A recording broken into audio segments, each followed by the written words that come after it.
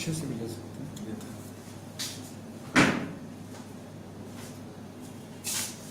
हैं। नहीं यहाँ से ये अच्छा पूरा ये लीजिए।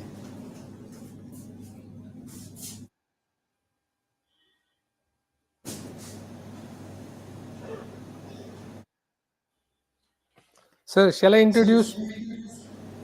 Then you will start your talk.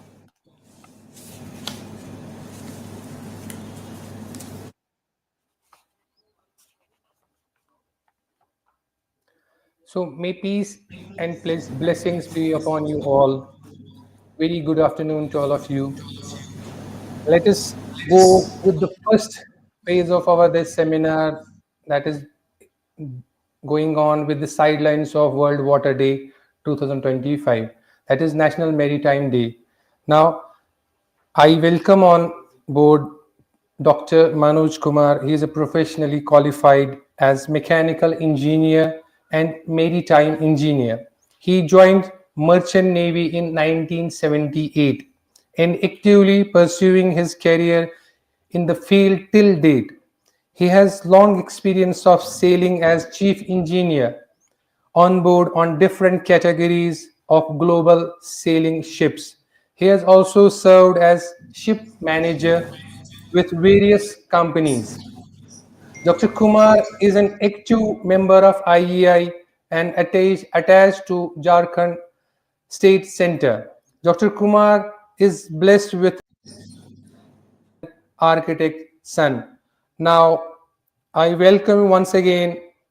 Thank you so much for being on a short notice, accepting our invitation, for being at least making us basics familiar. We can't be much well versed with the at least idea of national maritime, but you can at least in your this amount of time you will share us the basics of what importance of National Maritime Day with respect to other areas of India that are having at least advantage or importance of national maritime, maritime sort of logistics. So please, sir, you can start.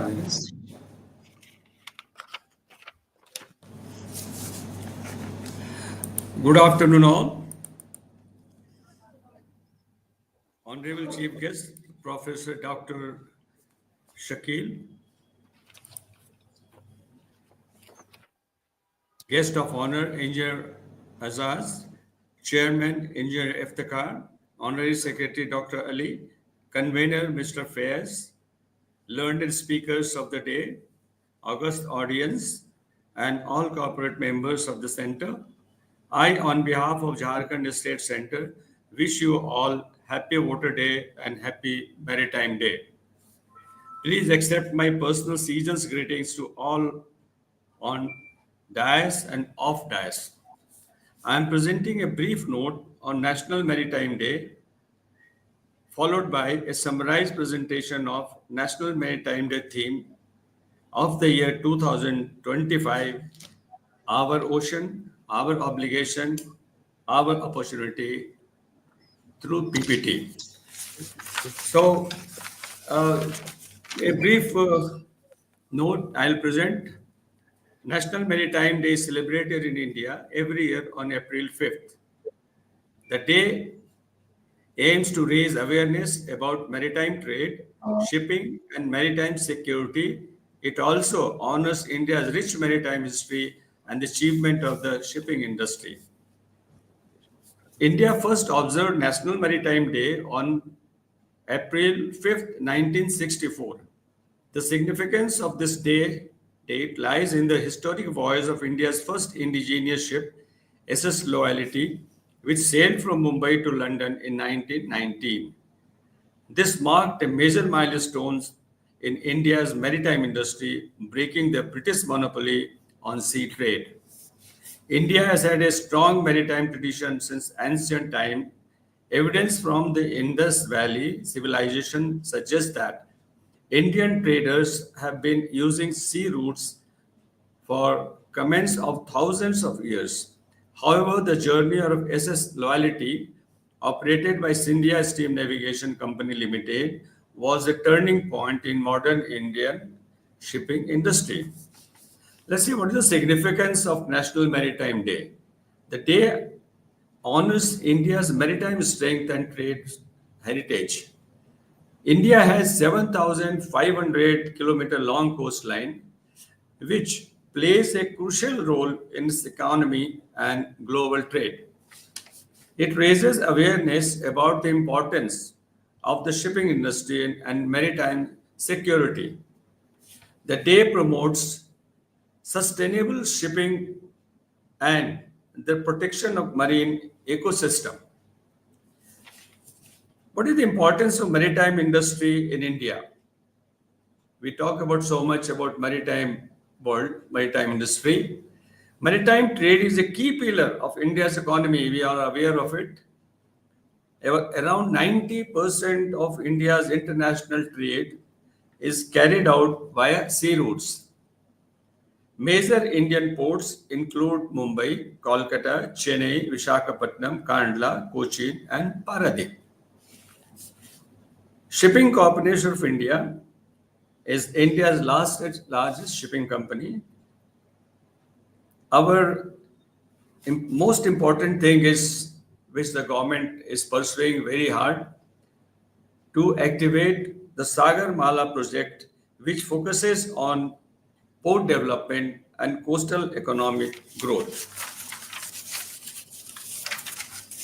If we see this, the advantages of this maritime, celebrating maritime days, public awareness regarding maritime world, recognition of the Indian Navy and Coast Guard, their contribution toward the safety of our coastline, and advantage of maritime activities is cost effective and global connectivity. India is well connected to major international market through sea routes. Large scale cargo movement, ships can carry a massive volume of goods efficiently and time saving. Employment opportunities. The shipping industry provides job in thousands of people of different categories. But we have few challenges this which maritime sector is facing. One is the marine pollution, which is a very serious challenge. Oil spills and plastic waste, their marine in life, they threaten marine life. Piracy risks. Some international shipping routes face threats from pirates. We read off and on in the newspaper, or we come to know through other medias. Climate change, rising sea levels and a storm impact maritime trade. The need of advanced technology, there is a lot of development already has taken place in last 45 years. Still, then the industry has to adopt much more latest navigation and safety technologies. Regarding security and the role of industry, role of Indian Navy, the Indian Navy protects India's vast maritime borders. The Indian Coast Guard ensures coastal security safeguards fishermen and prevent marine crimes. Under the Sagar, security and growth of all in region, under the Sagar initiative, India is strengthening maritime cooperation in the Indian Ocean region. So, this is something, a brief introduction, which I want to say because of time constraint. Now, I will move on to the aspect of the theme of the day, which is, once again, I repeat, our ocean, our obligation, and our opportunity. I'll try to elaborate it through my PPT presentation. Over to PPT.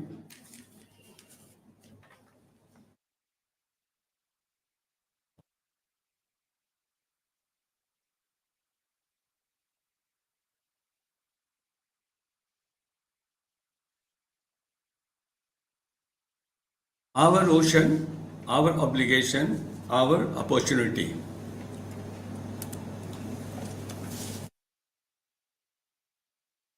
Uh, Sorry to interrupt, sir. Your PPT is not visible yet. You just need to click on the present option. That's below on the StreamYard dashboard, and then you can share the PPT. Okay. Okay. Okay.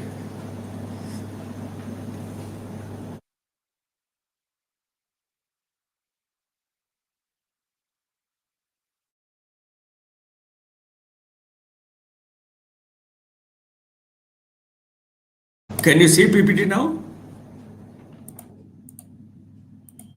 Not yet, sir. It's not still visible. You just need to click on the present option, which is on your StreamYard dashboard, and from there you can share your entire screen, or maybe the just PPT option.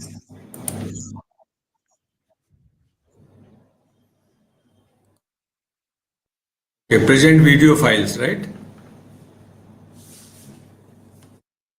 Uh, no, sir, not the video file. Actually, you can click on the share screen option, which is at the bottom of your screen.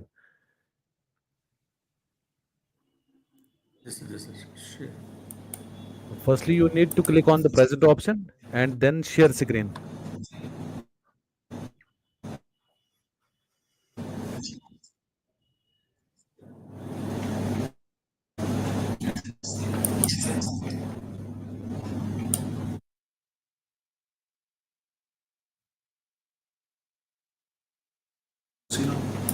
Is it okay? Yes, sir, it's visible now. I have added it to the screen. You please carry on. Is it okay now? Yes, sir, absolutely fine, sir. You please proceed it.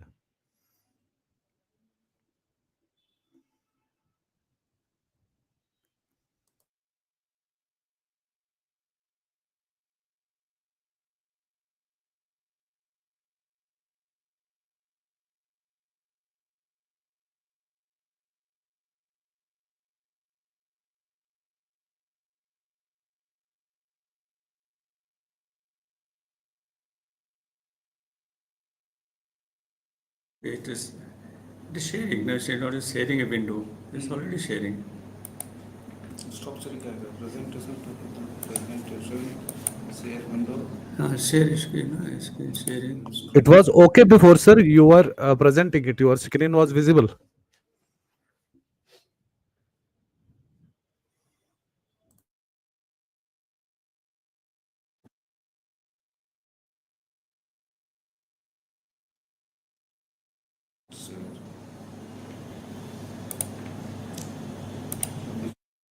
they're seeing or not. I think they must be seeing. Can you see that now?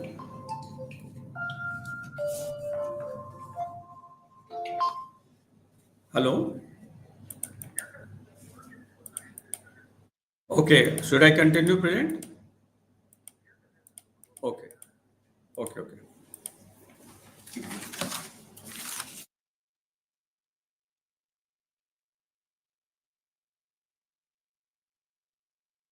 चले जाओ पूरा।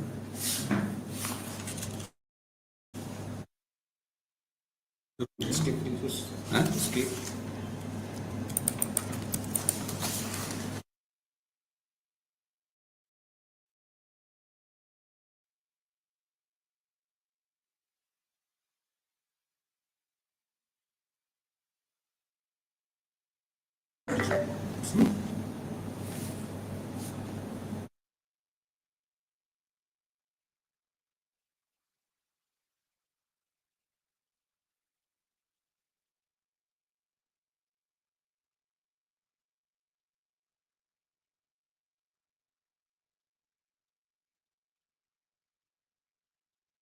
पीछे जाना है। हैं? From the beginning, no? ले ऊपर ले जाओ।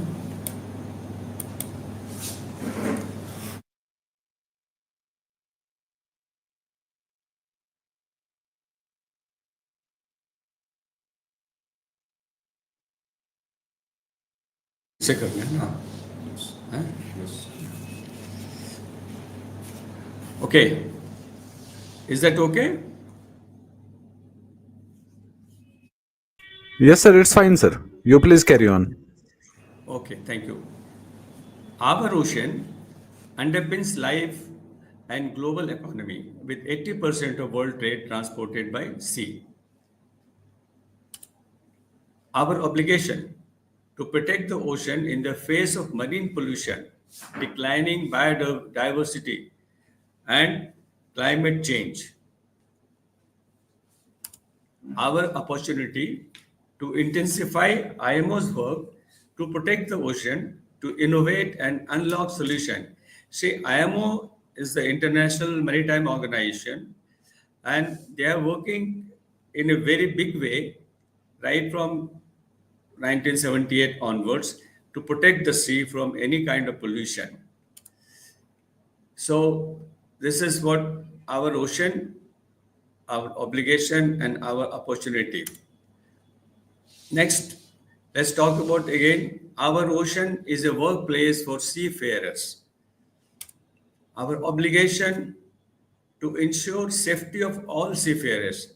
Again, there are so many rules, regulations, practices, certifications, qualification imposed by IMO, which the different countries who have ratified their rules regulation, they are following it. And today, to safety of the seafarers has become a paramount importance for all the shipping companies and which is closely monitored by the states. Our opportunity to enhance seafarers' well-being and ensure seafarers' rights are protected. So I'll be glad to tell you that there is apart from the safety, now there is a regulation, there is uh, uh, clause which has been introduced that is called MLC 2006, which prevents which protects the right of the seafarers as far as his well-being is concerned, whether it is a salary, whether it is a health, or whether it is transportation, or everything, and his quality of stay on board. So this MLC 2006 has been is in place, and each company has signed agreement with the state administration to adhere to that. So our opportunity to enhance seafarer well-being and ensure seafarers' rights are protected is very much in place. So this is what our ocean, our obligation, and our opportunity as far the seafarers is concerned. Again, our ocean supports millions of jobs in shipping, search and rescue maritime, administration, and ocean industries. There's a vast scope of opportunities, jobs, and activities when it's related to maritime. It's not only just working on the ship. The ship's sailing of the ship requires a lot of logistic activities, which is either provided by shore or provided on ship as well. There are so many factors which involves to build a ship, to run the ship, and to trade the ship safely within the limit of uh, state boundaries or globally. Our obligation to foster a diverse and inclusive maritime workforce. We need a very good, a well-educated, well-trained maritime force, maritime people, which is, again, I would say today is much better uh, in the sense that everyone joining a ship has to have a basic training to join the ship. And that is the reason why today we can expect and we do find a safe sailing compared to earlier years. And let's come to our opportunity to lead by example, creating mentoring, training, and networking opportunities for women in maritime. I'm sure you all know that unlike airlines, we have now women force in very good number and very encouraging in maritime world as well. So we are very proud of it that women have also joined maritime world and they're working as efficiently as any men. So this is about our ocean, our obligation, and our opportunity. Let's come to again. Our ocean is full of marine life. See, this is a very interesting thing. If I had some other more time, maybe next time, I'll present how this marine life is getting affected due to the pollution and how the marine life is important for us. So this time we'll just go as per the theme requirement. So our ocean is a full of marine life. Our obligation is to protect life underwater. See, this theme is very important that our obligation is to protect life underwater. It's not that we just we do scuba diving, go and have a look at them, and we should feel that it's all okay. It's not that. It's our obligation to protect them, protect life underwater. Our opportunity to enhance the implementation of IMO treaties, including the International Convention for the Prevention of Pollution from Ships, that is called MARPOL, which addresses everything from plastic litter to oil pollution and clean air. See, we are talking about everything. So IMO again jumps into it, and they are not only worried about oil pollution or pollution from plastics in sea, is also worried about the clean air, because it has been observed that a polluted air is also disturbing the maritime life. Let's see next. So this is our ocean, Sir, our am I audible? obligation. At least you click on the slide which you are talking from your side, because we are having same slide, and you have to be, sorry to interrupt once again, you have to be very precise, because our main program is now as per the other experts are here. So you click on the slide which you were discussing, so that that will be on the screen. Yeah, you next move, click on the slide so that that will be on the screen. Yeah, Okay, okay, got it. yeah.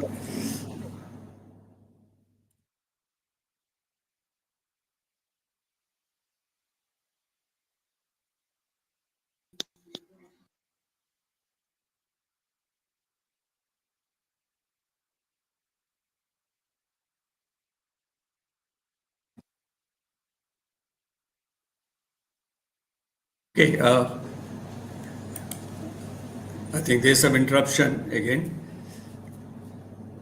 There are just few more slides to present.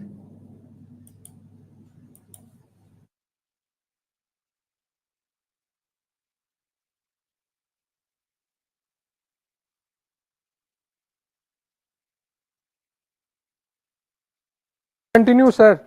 You can continue. Yeah, but there's some disruption. Yeah. So Now, we are trying to set it right. The presentation is just for next 5 minutes, so it will get over. sure, sure, sir. You can. Slide number 19 is visible on our screen. You can carry on, sir. Yeah, so slide number 19 is visible. Okay. Yeah, you click on, once you move on to slide number 20, you click on slide number 20, so that that can be visible on our screen as well. Okay, Okay. you carry on. Otherwise, we are Skip, sir. okay. You continue, sir. You continue.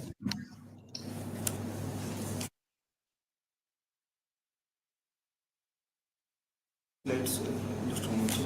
Present.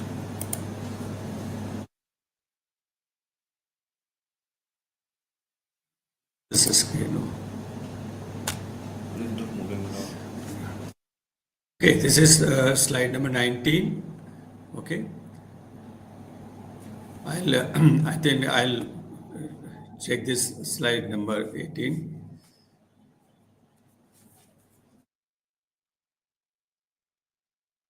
Going from there, sir.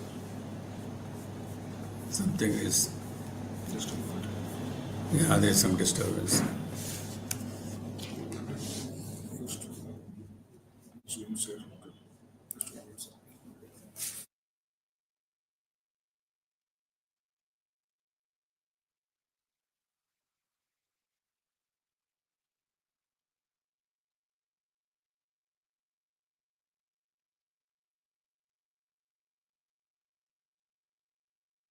Sir, sir,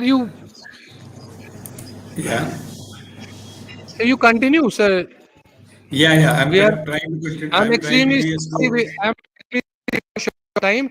We can give sort of summarize the things importance with our perspective.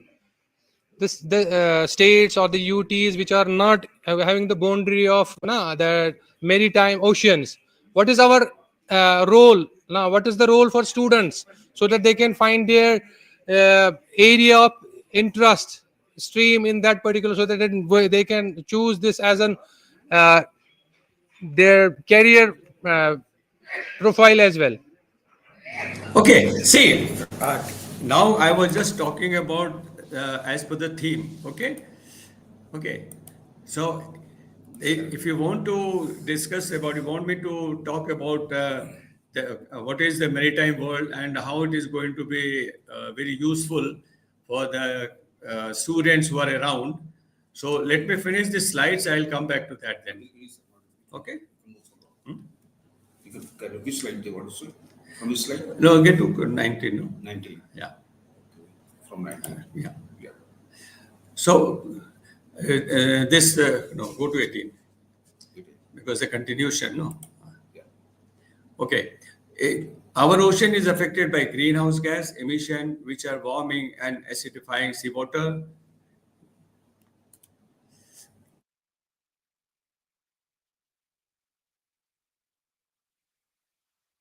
Our obligation to decarbonize shipping in line with the IMO 2023 CSG strategy.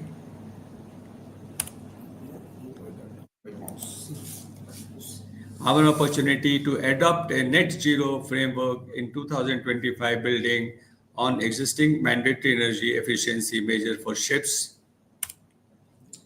Don't enter. Just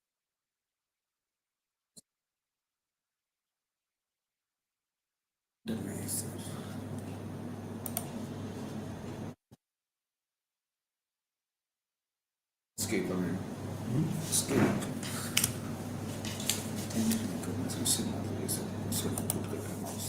Yeah, okay. Is valuable to our ocean is vulnerable to acidification as a result of ship emission. Our obligation to ensure full implementation of IMO measures to cut air pollution from ships. Our opportunity to support member states to ratify and implement the International Convention for the Prevention of Pollution from Ships, that is MAPOL. Next. Next. Our ocean has areas which need extra protection to preserve biodiversity and maintain a healthy ocean. Next. Our obligation to safeguard ocean areas which are ecologically sensitive from shipping activities. Our opportunity to support the designation of more particularly sensitive sea areas with associated protective measures such as ship routing system and areas to be avoided. Next. Our ocean is a global highway for trade by sea. Our obligation to enhance maritime security to ensure trade flows freely. Next.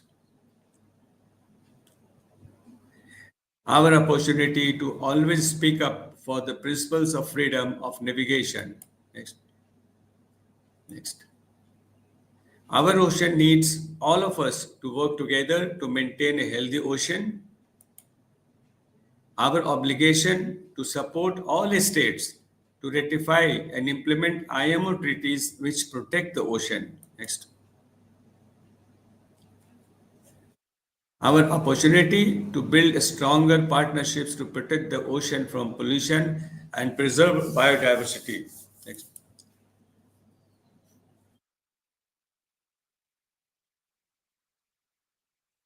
Our ocean provides connectivity and trade for small islands, developing states. Next. Our obligation to make sure that small islands, developing states participate equally in IMO meeting. Next. Our opportunity to ensure small islands developing states benefit from technology deployment and green maritime infrastructure. So that's all about my presentation. And I would like to speak if is there a question on my presentation or with anything out of the theme which has been presented today. So I'm still online. Online, very you can be with us for next sessions as well, but they will be much more oriented towards water world water day relevant to, huh? Okay. So Okay. hopefully once again with humble submission, thank you so much for being with us, sir. So once again, so we will hope we'll be having many times specific seminars. So in that case, we will be inviting you to deliver those fruitful sessions with our audience as well in future course of. Sir, thank you so much. That'd be really nice.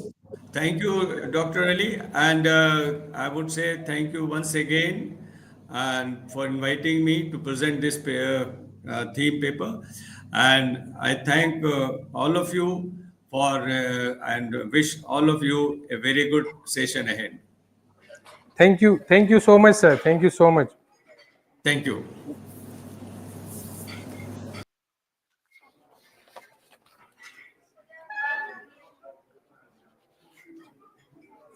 Yeah.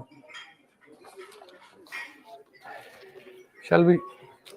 Because chief guest is not. She is yet to. Just a minute. Huh?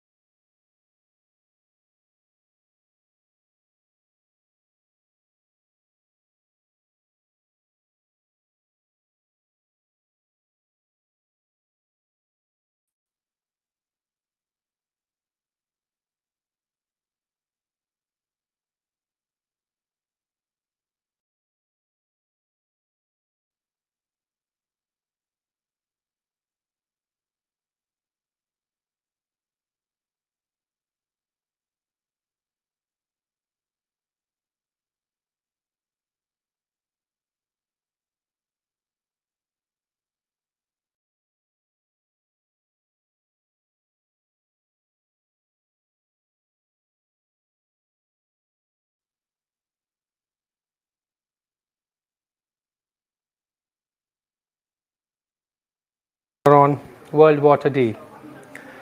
Respected Chief Guest Professor Dr. Shakil A. Ramshu Sahab, Vice Chancellor, Islamic University of Science and Technology, guest of honor for today's seminar, Engineer Ejaz Rasool, hydraulic engineering expert, our Chairman Sir, IEI J&K State Center, Engineer Iftikhar Ahmad Hakim Sahab, esteemed speakers, among them Dr. Parvez Sahab, Dr.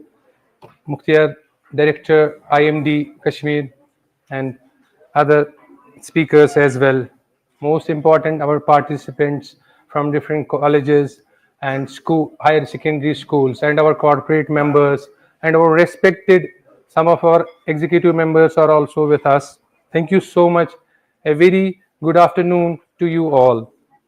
On behalf of the Institution of Engineers India, J&K State Center, it's once again my honor to welcome you to the today's one-day seminar on the occasion of World Water Day. As I told you earlier, that is to be celebrated on the 22nd of March every year, as because we have postponed it for our best suitable gathering, participants, experts availability, our guests availability as well.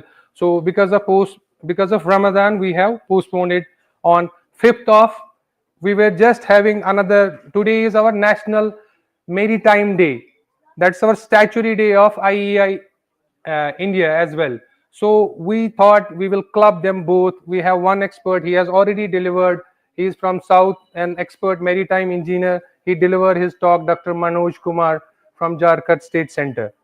So as we have wonderful, even the guest for today's chief guest, he is an expert in this particular, even the theme is glacier preservation. Glaciers are the lifeline of our freshwater system and are under grave threat due to the climate change. This seminar brings together experts in voices from diverse domains to highlight the science, policy, and action needed to safeguard these natural reservoirs for a sustainable future. We are fortunate to have with us today a distinguished lineup of speakers from different domains who will share critical insights on water security, climate resilience, and regional glacier dynamics. I encourage everyone to actively engage and take back valuable knowledge and inspiration from today's deliberations. With this brief introduction, I now invite my colleague, the whom with which we are collaborating to make it more visible into the society. We are collaborating it with EPG, Environmental Policy Group. Now I request Mr. Faiz Bakshi, convener EPG, to deliver the welcome address. Once again, thank you in advance.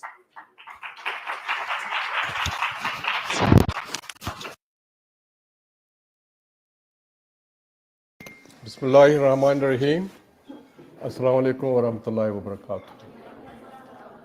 I have the privilege of welcoming one of the reputed and best known experts here, professors, teacher, Dr. Shakil Ramshu साहब.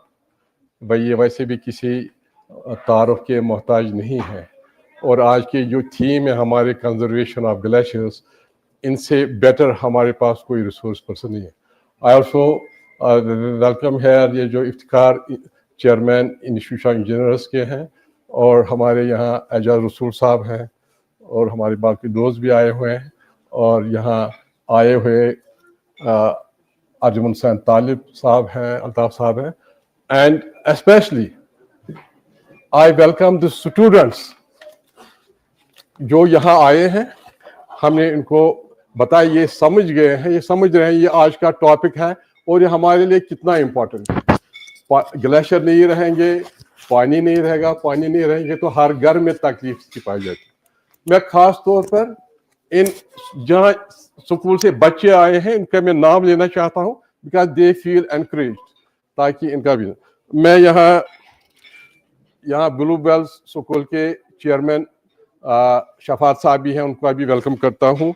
और यहाँ हमारे पास जो students हैं, blue bell school, SSM, Kothi Bagh school, Woodland school, SP school, SP college, Woodland school, Goodwill public school, Owais public school, तयक्षा school Kargil, वहाँ के 4 students हैं यहाँ, Nawakadal secondary school, Amar Singh college, central university, new era public school, model high school और गाविसा school. ये 15-16 schools के बच्चे हैं यहाँ। और मैं उम्मीद करता हूँ कि यहाँ जो आज डिलिब्रेट किया जाए, जो प्रेजेंटेशन की जाए, वो ये बच्चे समझ लें, क्योंकि आगे जो कंजर्वेशन ऑफ एनवायरनमेंट है, in they are the major stakeholders. Major stakeholder यही है कि हमारी ज़िंदगी शायद काफ़ी गुजर चुकी है, हम आगे हैं। It has got to be conservation of water bodies or conservation of this environment has got to be a mass movement. It has got to be a public movement, and that can be started only through when we approach schools, colleges, and universities, क्योंकि वहाँ mass presence होती है. With these words, I thank every one of you. I welcome every one of you who have been here, and I hope that our presentations will benefit all of you. Thank you.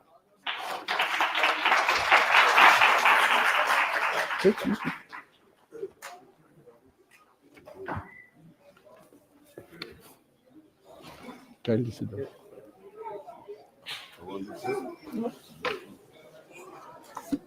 Sir, is presentation?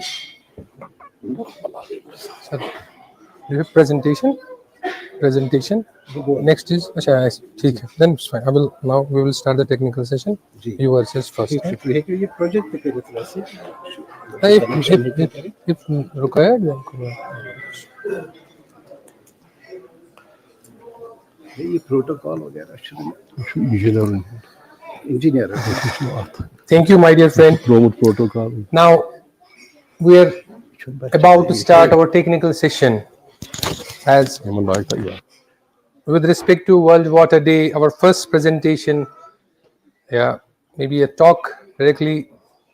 Now I request Mr. Arjuman Hussain Talib, International Development Specialist, Authorities, author and founder of Ziraat Times. I welcome you on stage. Please come on the stage and share your thoughts with respect to World Water Day, preservation of glaciers.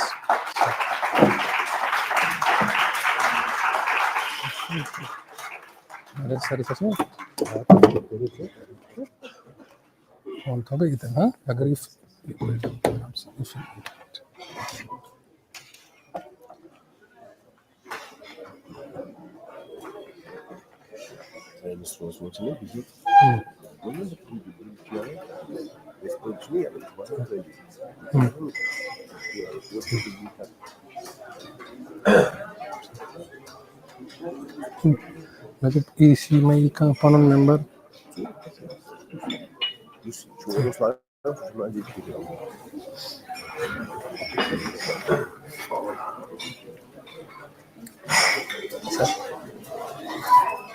इसमें आइए कुछ सीटें यहाँ पे भी खाली हैं अगर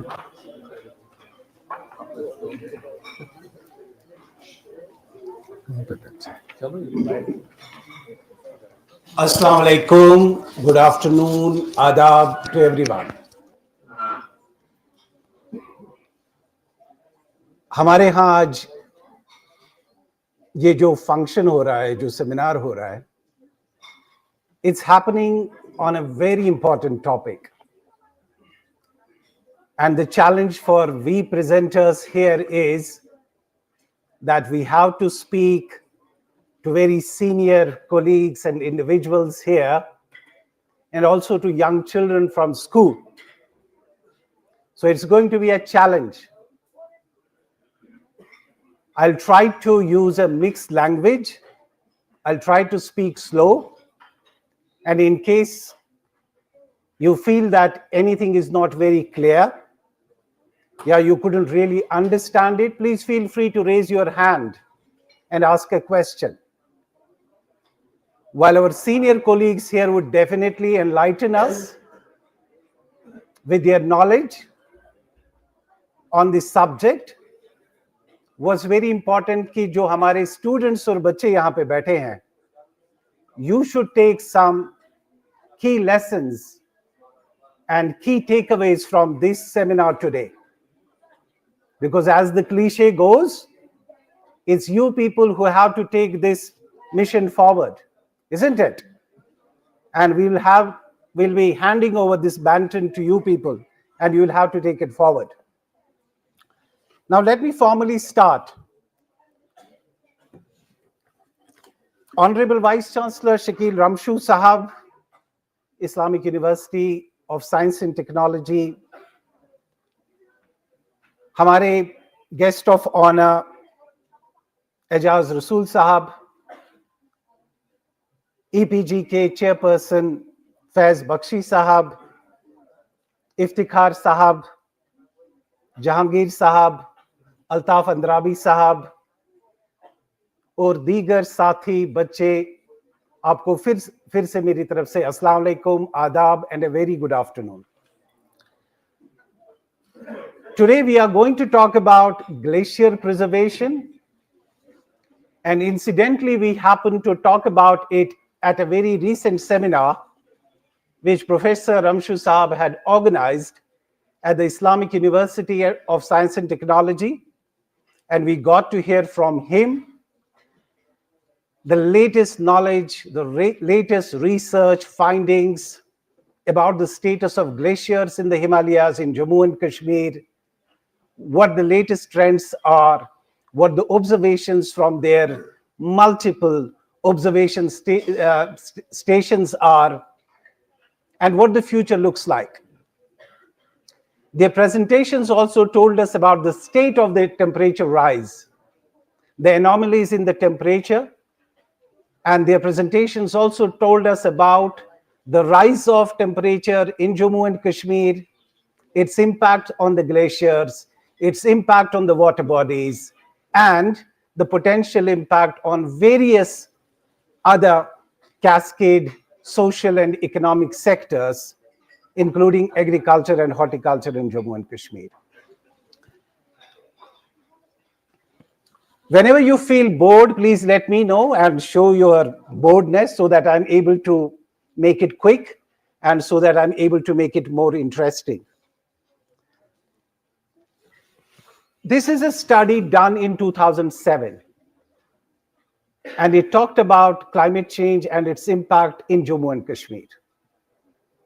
And the title of the study was On the Brink. You know what is on the brink?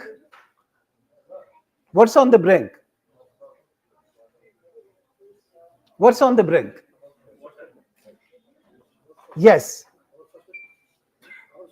Our sustenance. Something which is hanging on a precipice. That's on the brink. So the entire premise of this study was that it had documented the status of glacier of Jammu and Kashmir, the extent of the recession of the glaciers in Jammu and Kashmir, the impact on rural livelihoods, the impact on agriculture and horticulture, the impact on the level of water flow into rivers and streams, and then the impact on the future as well. And it had made certain recommendations as well. At least 300 individuals were involved in this study. 3 university students, students from 3 universities were involved in this. And my task was to analyze all this information and then write the report for this.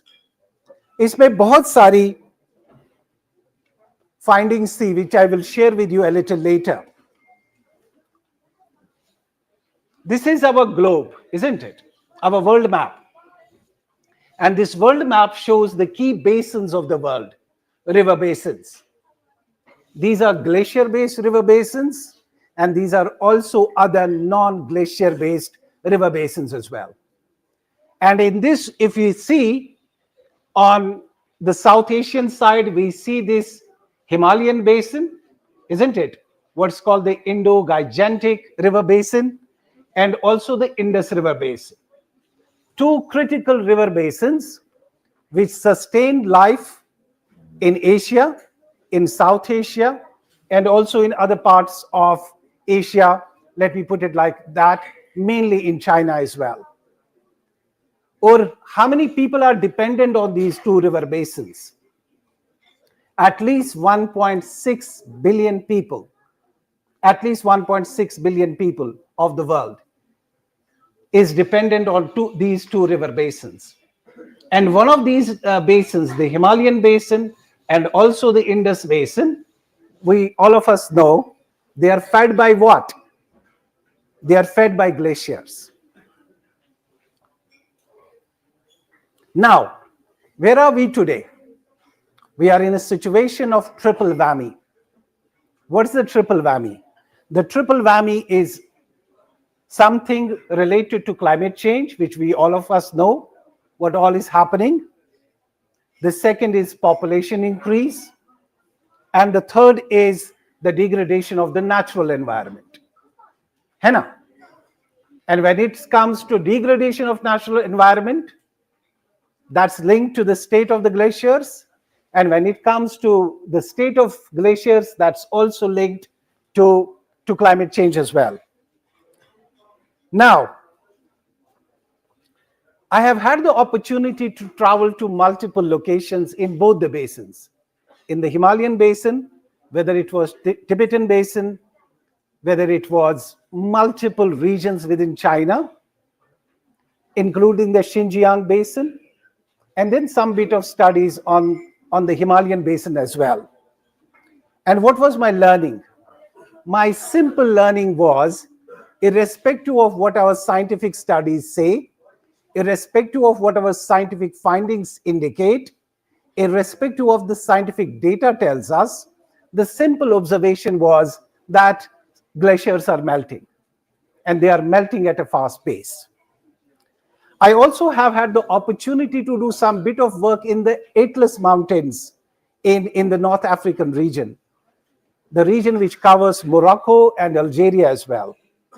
Something very close to Europe and something very close to sub-Saharan Africa as well. And again, we saw very clearly that glaciers in that part of the world are melting as well. Then some bit of work in non-glacier water systems, mainly in the Nile water basin system, which is fed by two major lakes. Which ones? One is the Lake Victoria, and second is the Lake Tanganyika, which covers almost 6 countries. Although they are not fed from the glaciers, but again, the key learning from that experience was that climate change, population increase, and overuse of water resources was changing the pattern of water flow in the Nile system. And the Nile system, is the longest river system in the world, which sustains a huge population right from Uganda, right from South Sudan to Sudan, Ethiopia, and finally Egypt as well. And all this situation, jab abhi humne baat ki thi of 2 major river basins, was that a huge population depends on these 2 river basins, these mountain basins. And secondly, agar isme kuch change aata hai, if there is any drastic change happening in the status of water flow in these 2 river systems, what's going to happen is mass migration of people. We have already seen very early indications of migrations happening in areas where climate change is impacting livelihoods and agriculture. And we are also seeing early indications of migration even happening in Jammu and Kashmir, because in certain areas which used to be fed by our rivers and streams, and even where we used to have rain-fed agriculture, people are actually abandoning agriculture and horticulture in those areas and migrating to towns and cities. These are very early indications of migrations.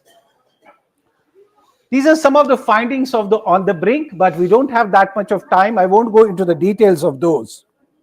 But there are 3 things mainly from this. A study done in 2007. It at that time calculated the food production in Jammu and Kashmir, especially food grains. And it calculated the total imports that Jammu and Kashmir had at that time. And then it calculated the degradation of our agricultural system, agricultural production, and estimated where our dependence on food production would be in the next 15 to 20 years. And it said that from about 23% food deficit in the 1960s, our food deficit has already reached 70% in Jammu and Kashmir. And it's coming now towards 90% because we are not growing enough food. Secondly, it also documented the kind of water flowing in the rivers and the streams in Jammu and Kashmir and what is going to happen in the next 15 to 20 years. Since Shakil Ramshu Saab is here, so I will leave the data and that technical information for him to share with us. A very important slide. Indian Himalayas have about 2,190 glaciers. And the rate of loss of the surface area of this glacier is about 3.3% per decade. This is scientific data. In Nepal, it's more brazen, it's 24%. And when it comes to countries like Bhutan, which are part of the Himalayan system, it's 23.3%. And when it comes to Pakistan, because we talked about its dependence on the Indo-water system, out of 7,200 glaciers there, it says that over the last 50 years, that except for 120 glaciers, most of the glaciers have receded in the country. This is about some of the major countries, India, Nepal, Bhutan, and Pakistan, and the status of the glaciers in these regions. And then some more details as well. This map gives us an idea of the food basket of India, the region which produces food for India. And this also, if we see, as we said in the beginning, is sustained either by the Indo-Gangetic river systems coming from the Himalayas, and then some bit of the Indus River system, which flows into Pakistan.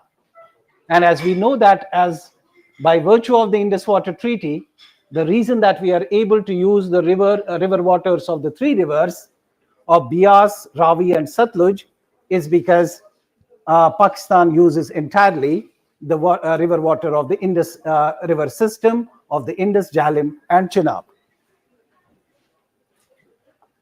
Now, this slide basically tells us about the dependence of the total number of population of some of the states which are fed from these Himalayan glacier-fed rivers. Look at the population and their dependence on the rivers flowing through these states. Massive. Whether it's Ganga, whether it's these Yamuna, whether it's Teesta, Brahmaputra, Beas, massive dependence for a very large chunk of the population in the country. And why these rivers are important, we talked about it earlier, because much of the food in these states is grown through the rivers and the waters fed from these rivers.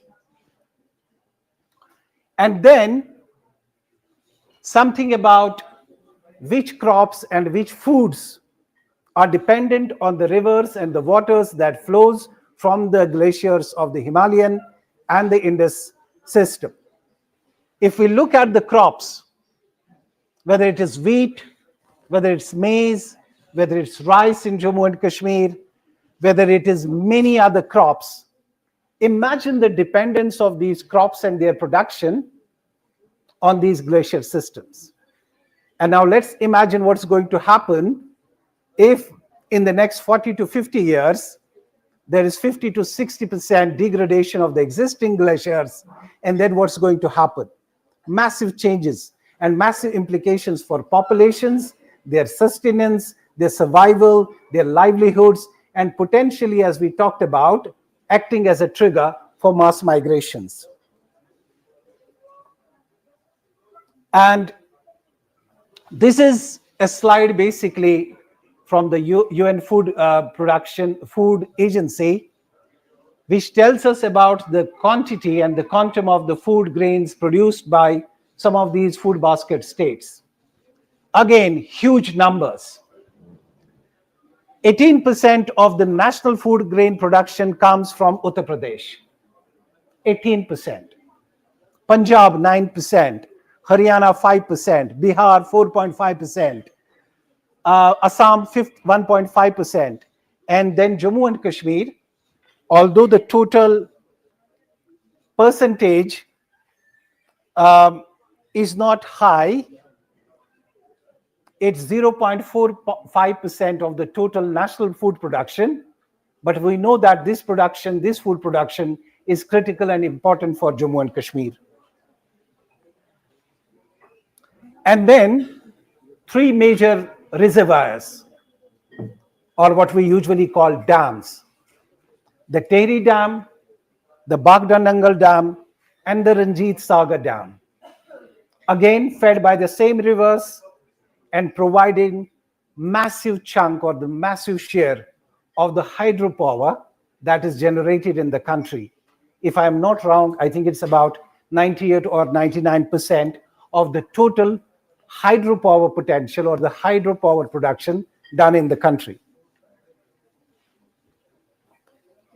Yes, this is the slide which talks about that as of February 2024, the total installed capacity, the hydropower capacity, was 46,900 megawatts, which is about 99% of the total hydropower installed capacity of the country.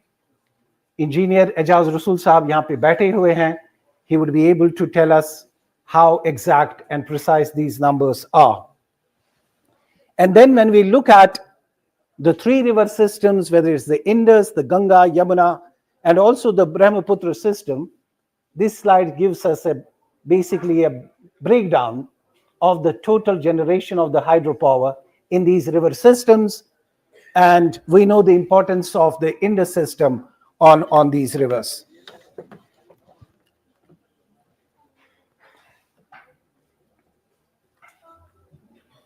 When it comes to import dependence, something important to mention that India as a country as of now is largely self-sustained, although it does import certain food grains, especially edible oil. India has a huge dependence on edible oil. But largely speaking, overall, it's a country which is self-sustained in this. But if we look at the scenarios that we talked about earlier, this dependence is going to change. That means India in the days to come will have greater dependence on food imports. And then we talked about what would that mean for the mass migration scenarios. We talked a lot about the Indo-Gangetic system. This is something to do with the Indus River system. We know that the 6 rivers, the Indus, the Jhelum, the Chenab, and then the Ravi, Beas, and Satluj, they all flow from our territory into Pakistan, and finally they merge into the greater Indus River. And look at the network of these 6 rivers and their dependence and their criticality on the agriculture and the livelihoods in the Punjab, in Sindh, parts of Balochistan, in that country. Now coming to Jammu and Kashmir, how many more minutes do I have? Let me summarize.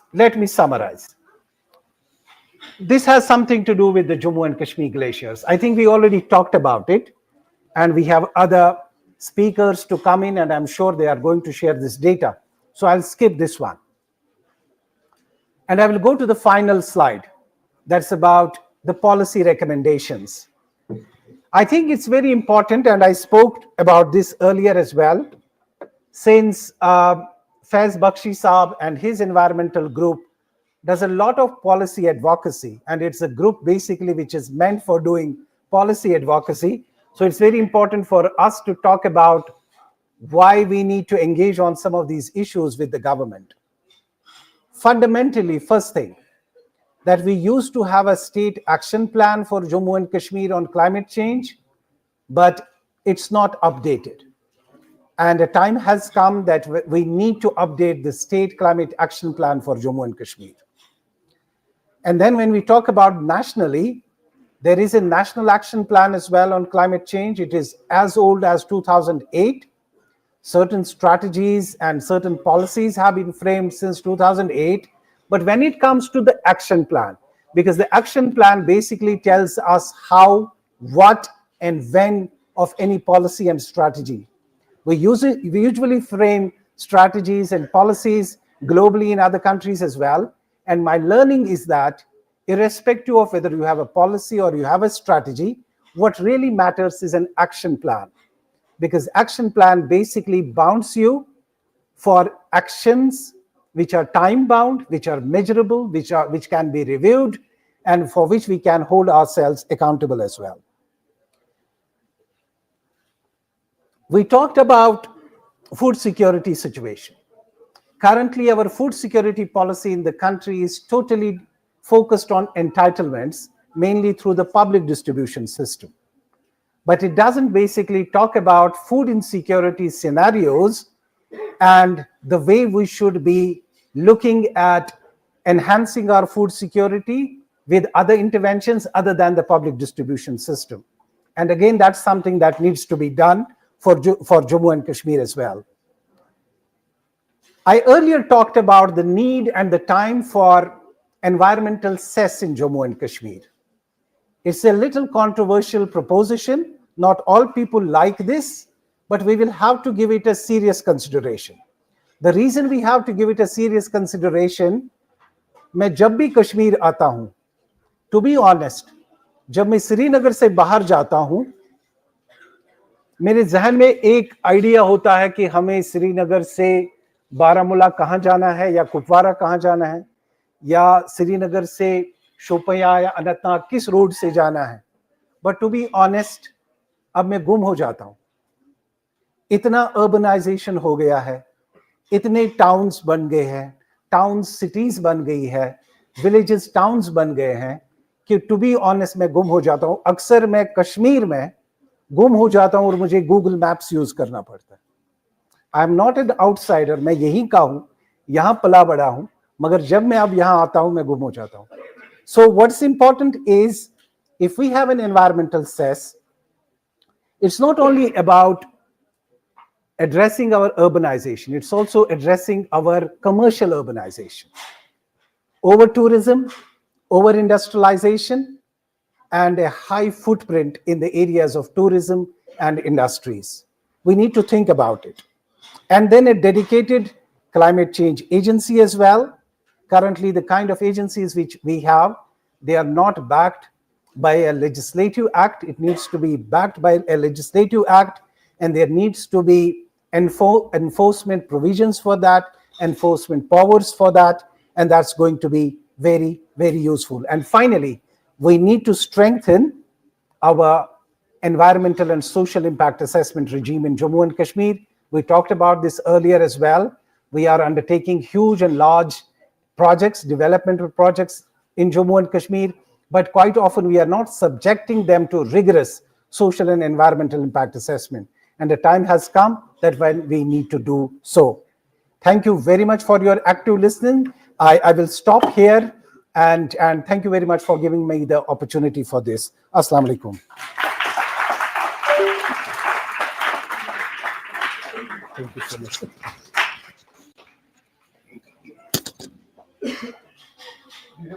Presentation and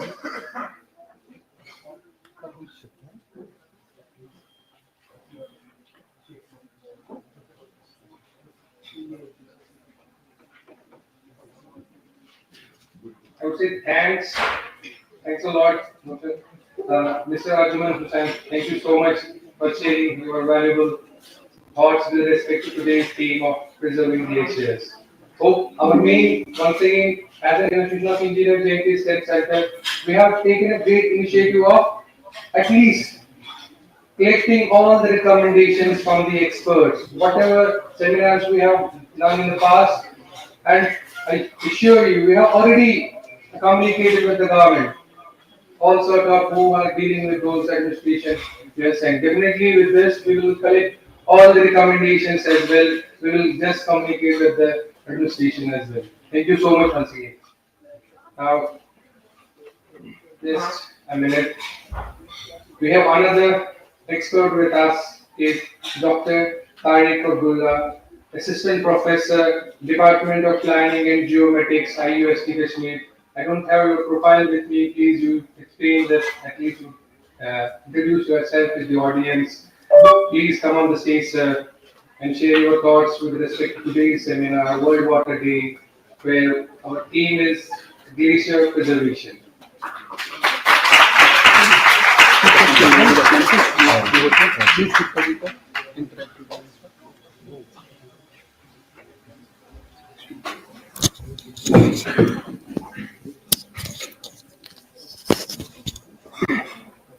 Thank you very much, Honorable Vice Chancellor, Islamic University of Science and Technology, and Chief Guest of this event, Chairman, Indian Institute of Engineers, executive members of Indian Institute of Engineers, other dignitaries, and other participants. Assalamu alaikum, and a very good afternoon to all of you. So I will, as I have been asked, I will briefly introduce myself. I am Tariq Abdullah. So I am a faculty at Islamic University of Science and Technology. So I have research interests in glaciers, glacier dynamics, and climate change. I have done my PhD in glacier dynamics at Center of Excellence for Glacial Studies at University of Kashmir. So in the next few slides, I will briefly try to provide you an overview of the state and status of the glaciers in Himalaya, with special emphasis on the state and status of glaciers in Jammu, Kashmir, and Ladakh, Himalaya. So as we know that the Himalayan region, or the Himalayan Karakoram region, is rightly called the water towers of Asia, because it houses a huge number of glaciers. Around 55,000 glaciers are housed in this region, that cover an area of around 60,000 square kilometers, and and there is an estimated ice reserve of around 66,000 cubic kilometers of ice that is stored in these glaciers. And these glaciers sustain the lives and livelihood of billions of people downstream. So it sustains the perenniality of large river systems, major river systems in Asia, that includes Indus, Ganges, and Brahmaputra. So when we look at the status or the state of the glaciers in the Himalayan region, over the last few decades, we have observed accelerated glacier mass loss over this region, or glacier recession over this region. And of course, it is not uniform across the entire Himalayan region. We have glaciers that are melting at faster rates in eastern Himalaya. Then we have glaciers in the western and Karakoram region, western Himalaya, that are receding at a lower rates compared to the eastern Himalaya. Then we have glaciers in the Karakoram region, which are more or less stable. And it is not obviously true for all the glaciers in the Karakoram region. We have a large number of glaciers even in the Karakoram region that are receding, and that are receding at the pace comparable to the rest of the Himalaya. So when we look at the Jammu, Kashmir, and Ladakh Himalaya, so this is one study where we try to investigate all the glaciers in Jammu, Kashmir, and Ladakh Himalaya, and try to understand what is happening to these glaciers, and what are the controlling factors that basically control the dynamics or the changes in these glaciers. And we observed that the dynamics in this of the glaciers in Jammu, Kashmir, and Ladakh Himalayan region, it is not uniform across the whole Jammu, Kashmir, and Ladakh Himalayan region. The glacier changes observed in this region are quite variable. For example, in the Pir Panjal region,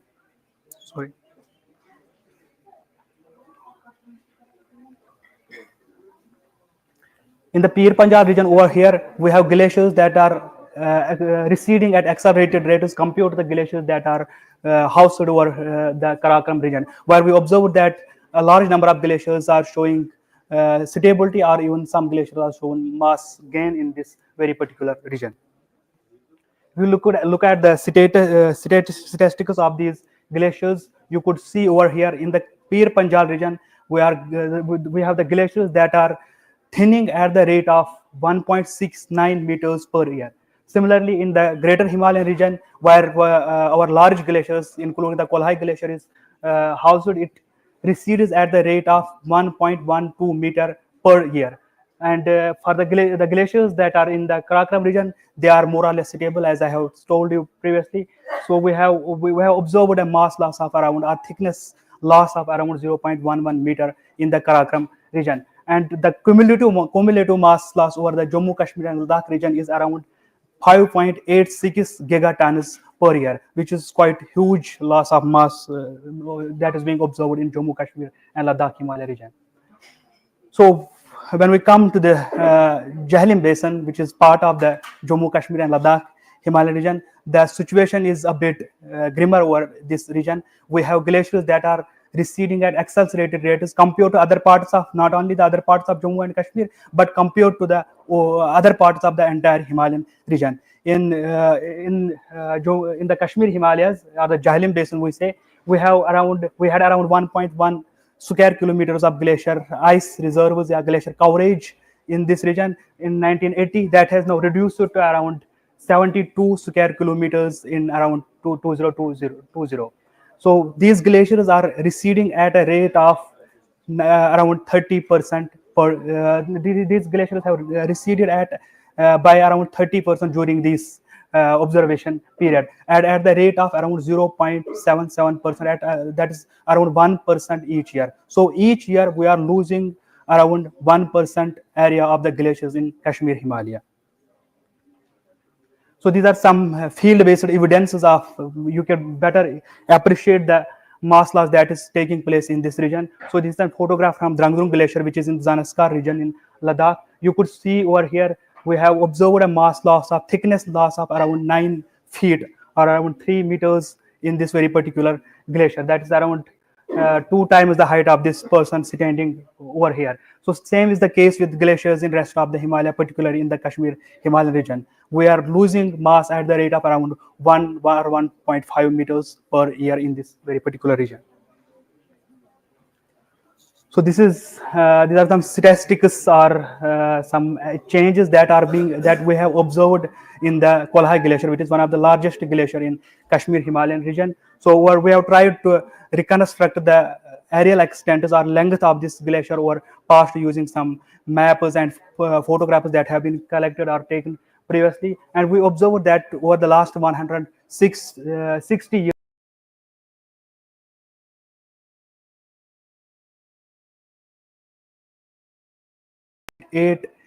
Square kilometers of the area.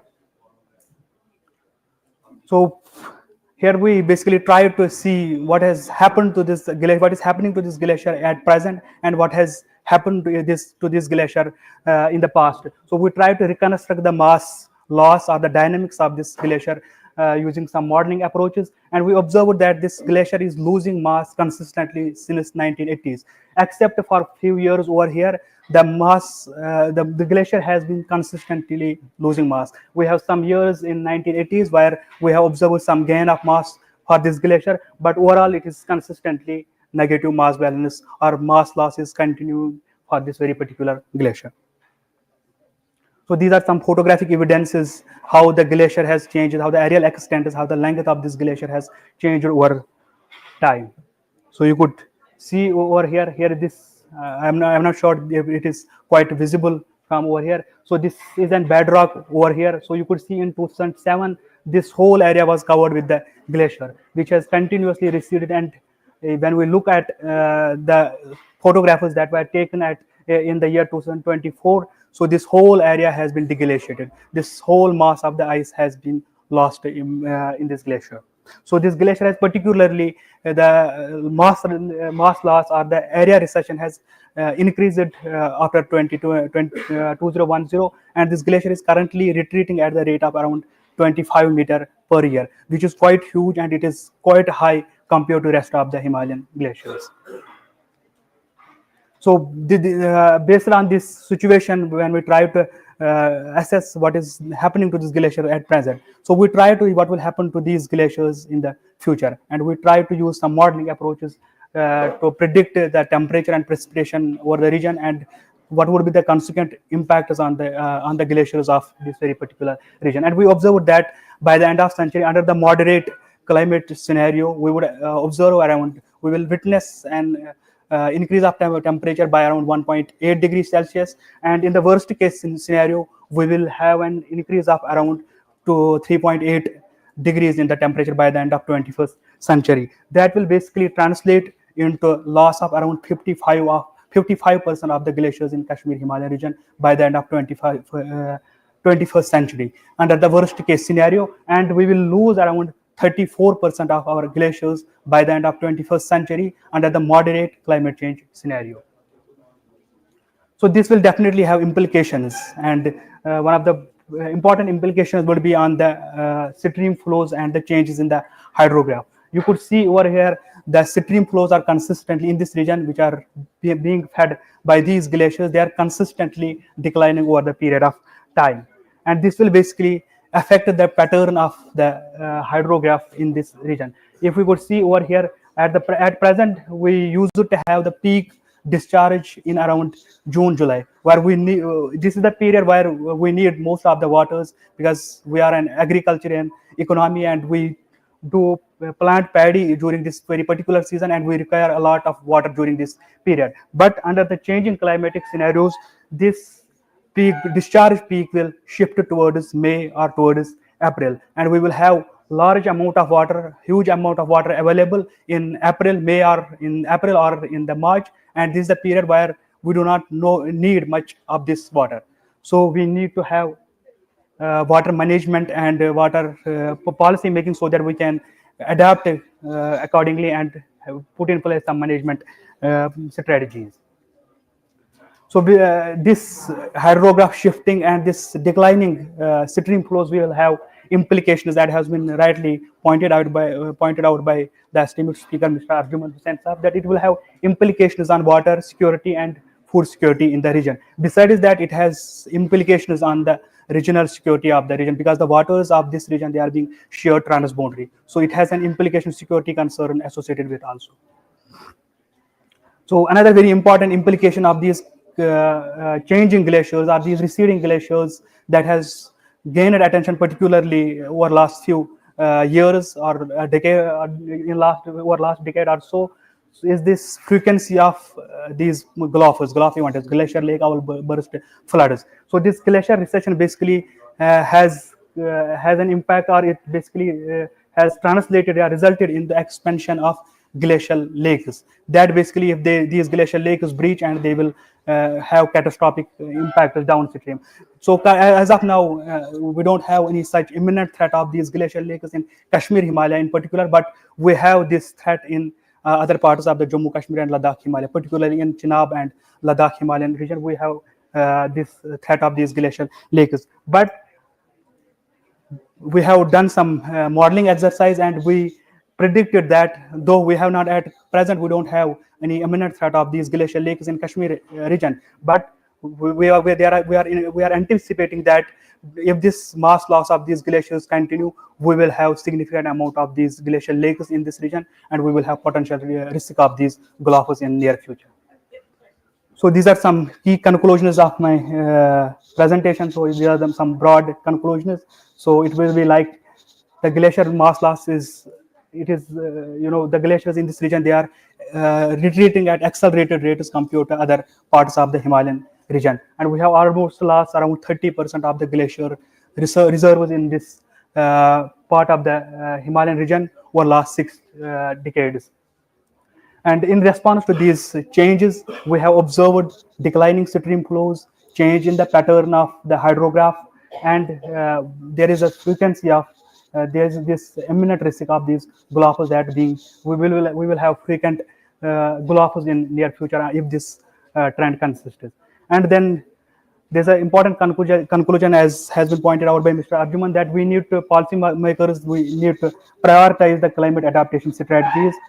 As the waters are shared transboundary, so we need effective water management in this region, and importantly, we need disaster preparedness on the face of these expanding glacial lakes and the risk of Gulfs. And again, we need long-term monitoring and monitoring strategies. We need to put in some long-term strategy where we can monitor these glaciers on regular basis, and so that we can avoid the imminent threats that are being resulted by these receding glaciers in the region, and the declining stream flows and the hydrograph patterns. With this, I thank you all for your kind attention.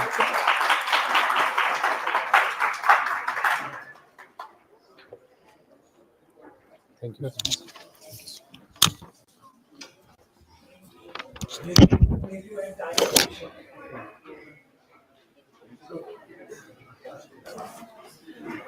So most of the students will be here. You have heard about this very informative. It's a research oriented. It's not a sort of bookish content over here. He has done a great research in this particular area. So that's why our main idea is to club academicians, experts, field engineers as well, so that they will somehow find a way out for sustainable development. Whatever is with us, we have to at least preserve it for at least for future generation, which is with us, not for centuries, future centuries for centuries, but at least for the younger generation which is with us. At least some resources should remain with us. As I was just I may be wrong in that case, that he was saying some lakes are now, we have seen now trekking is going on. We have seen some lakes at within that now Himalayan boundaries. People are enjoying those things. But it's one thing, it's a blessing at other end, but this is the effect of melting of glaciers. So with this, once again, I thank you, Dr. Tariq Saab, for being with us. It was nice. Now I request with another, we have, I think, thank you so much. I thought I was searching over there. This is a new dimension. We have connected.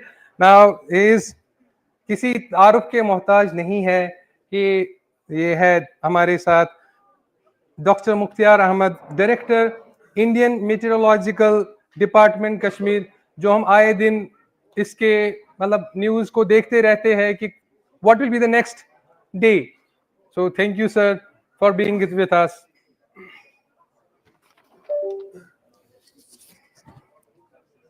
Mike.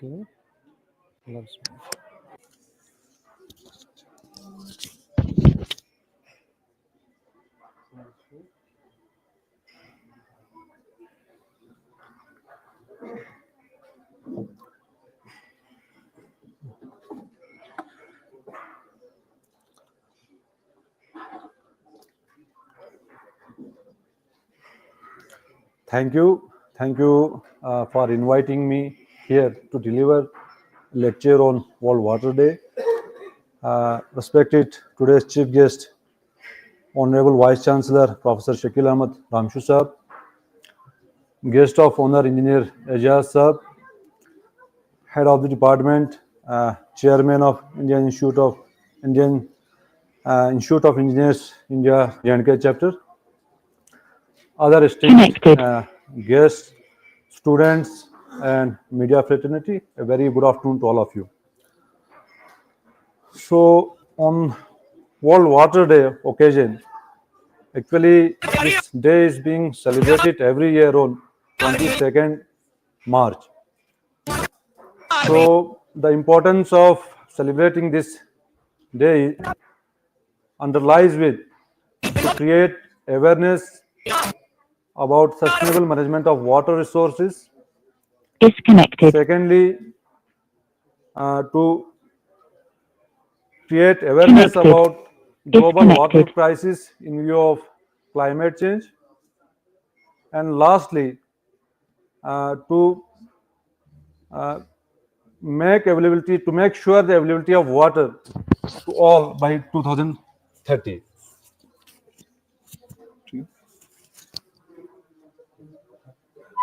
So meteorological services can also help us in enhancing the availability of water, utility of water, particularly the fresh water resources.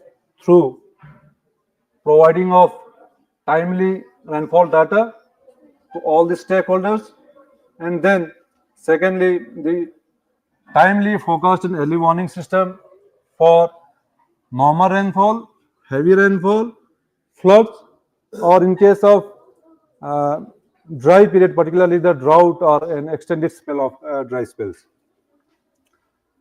so that any stakeholder can take an informed decision in view of weather forecast or extended range forecast.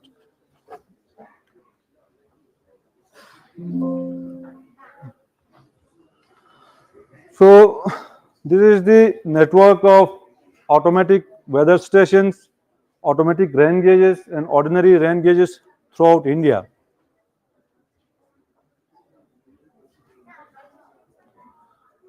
So we have इसमें pointer नहीं है, pointer.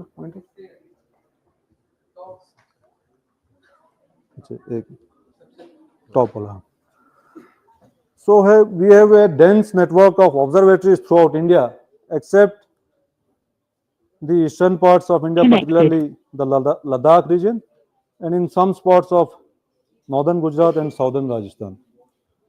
And through these daily rainfall monitoring stations, we give a detailed information about rainfall, what is the rainfall situation, particularly during a day, a week, or particularly during a season. So this network of observations is important. Disconnected. So this is the average annual rainfall Connected. over different states of India or different Met subdivisions. So in Jammu and Kashmir, we have almost rainfall nearly about 1000 to 2000 millimeters. And this part of India is slightly dry, and it is rainfall generally lies between 500 to 1000 millimeters. And this part is almost 2000 to 3000 millimeters, and this part is showing more than 3000 millimeters of rainfall. So we have flood met offices that functions during the monsoon season. Particularly, the floods are generally occurring during monsoon season over many or most parts of India except Jammu and Kashmir, because we generally rely our precipitation sources mainly western disturbances, and their frequencies are much more during March and April month. So this flood met office of J&K, it operates round the year, rather than monsoon parts as in other parts of the country. Coming to the different weather hazards, almost all weather hazards are hydrometeorological origin. They have link with rainfall, snowfall, and sometimes CB clouds which are associated with hailstorms, except windstorm. Most of these hazards are generally associated with hydrometeorological hazards. So then we have topographical and meteorological challenges. As our region is mainly affected by western disturbance during winter and pre-monsoon period, affected by monsoon period during June to September, and most of the districts are vulnerable to landslides, mudslides, and shooting stones. So because of the mountainous and tough terrain, most of the districts are vulnerable to snow avalanche during winter and landslide, mudslide, shooting stone during monsoon period, with chances of localized flash floods and cloudbursts, particularly during monsoon period. So high frequency of thunderstorm, lightning, mainly in Jammu and southern parts of Kashmir, is also a matter of concern, particularly the thunderstorm and lightning. So this is the key responsibilities of IMD, that we are issuing weather forecast on daily basis, weekly and seasonal forecast, which are important for agriculture, aviation, and other industries, and weather warnings and for disaster managers, particularly the tropical cyclones in coastal areas, heat waves in central parts of India, cold waves in hilly regions, heavy rainfall, snowfall, and flash floods. Other than this, we have a mandate of climate research and data analysis because we have a huge network of observatories throughout India. And then lastly, the public awareness about the weather patterns, the climate change, and disaster preparedness. So these are some climate change facts that we should keep in mind always. That 80% of these extreme heat waves in Europe, the deaths in Europe were mainly because of these heat waves. Temperatures above 40 degrees Celsius and even 50 degrees Celsius are becoming more frequent worldwide. And again, if we limit this average air temperatures by 1.5 degrees Celsius instead of 2 degrees Celsius, it can reduce the number of deaths which are affected by these extreme temperatures. So again, if there is 1 degree rise in temperature, there will be 7% more precipitation.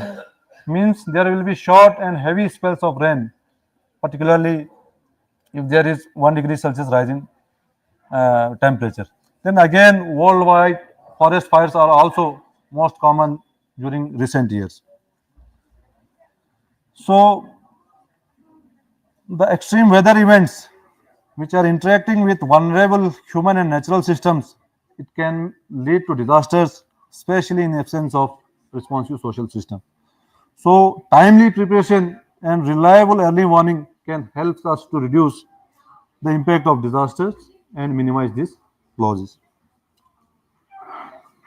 So our main mandate is actually early warning system for protecting lives and livelihoods, and then disaster preparedness, climate resilience, and then economic stability. So this is the background of early warning system.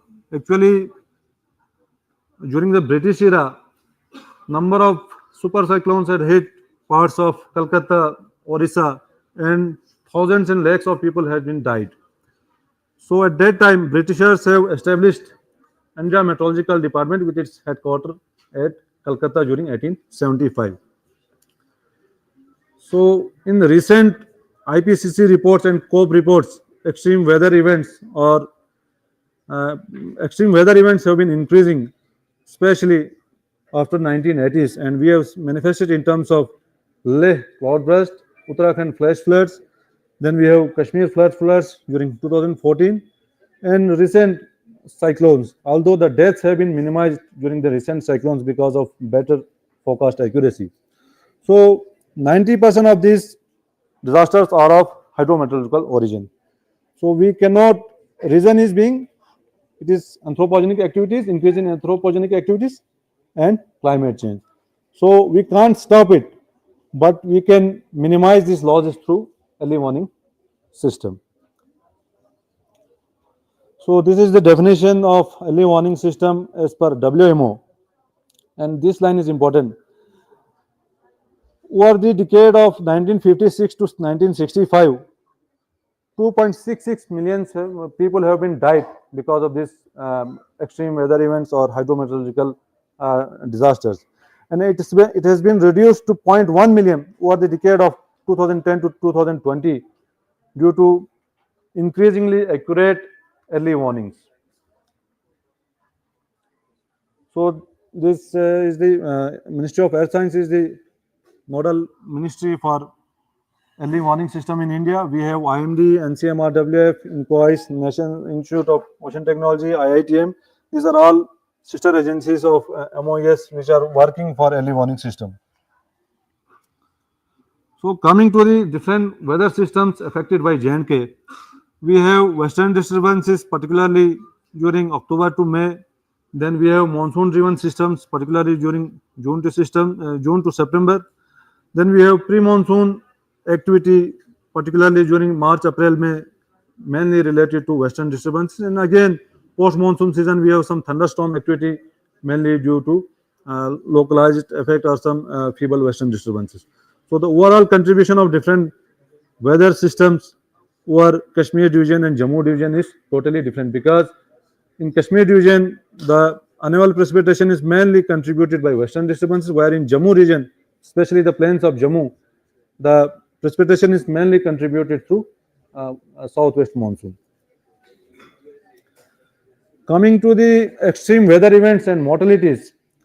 So again, this heavy rain and deaths due to heavy snow avalanche and cloudburst, these all are hydrometeorological origin, and deaths due to this hydrometeorological hazards is also larger over Jammu and Kashmir.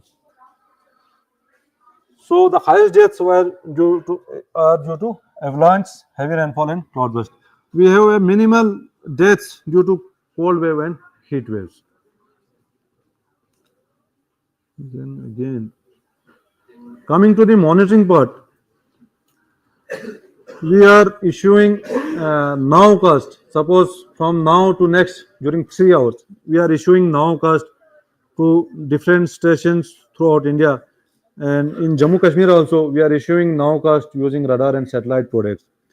So through short and medium range weather forecast, we are issuing forecast during next 5 to 7 days, and in extended range forecast, we are issuing forecast for the next 4 weeks.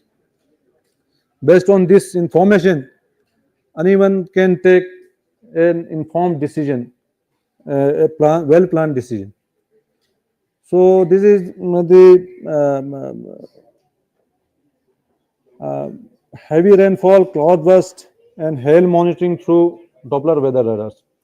So we have radar installed here in Srinagar, Jammu, and Banial.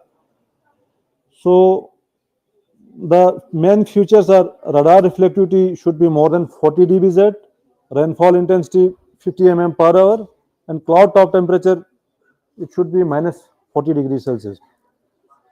So the associated clouds are mainly cumulonimbus and cumulus clouds.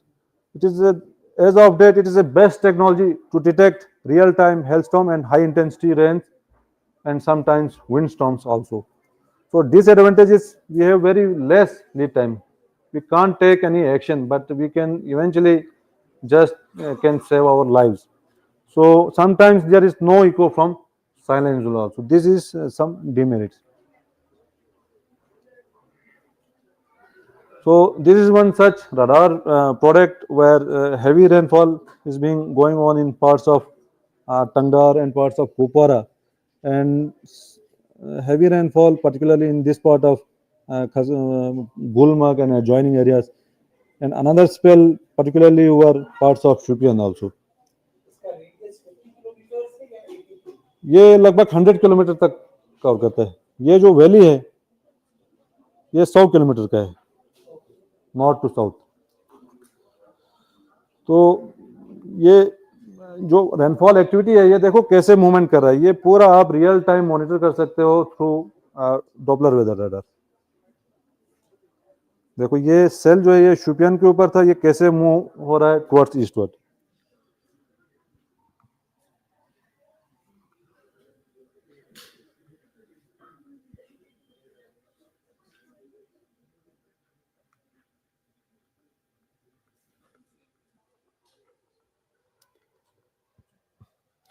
So this type of information you can get on through radar in real time or in near real time. So anyone can observe these products. These are all available online in our website.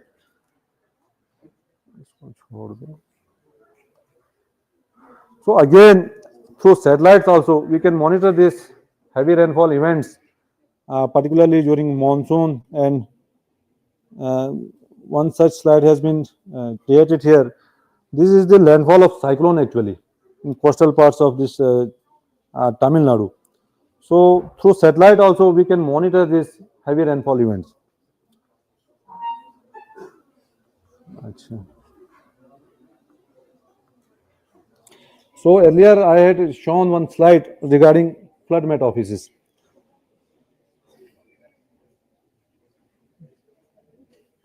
So the flood met office actually issues quantitative precipitation forecast for a basin or a sub-basin, and this quantitative precipitation forecast is being used in hydrological models in order to predict stream flow forecast, which in turn can be used for flood warnings. So the previous part is being QPF part is being given by IMD, and this second part is being given by Central Water Commission. So the hydromet bulletins actually it have the following inputs: quantitative precipitation forecast in these rainfall categories. Then we have forecast for next 7 days, heavy rainfall warnings for next 7 days, and then we have station-wise significant rainfall which was observed during past 24 hours, and then average aerial precipitation over a river basin or a sub-basin, particularly during past 24 hours. So this is one sample of such QPF and hydromet bulletin where different floodmet offices are issuing quantitative precipitation forecast. And for day 3, FMO Bhubaneswar had issued some moderate amount of rainfall for this river basin, Upper Mahanadi. And this is also important for mobilization of manpower. Suppose if there is some flood in one part of the country, and you have to mobilize this manpower to other parts where it is actually required. So it is also important.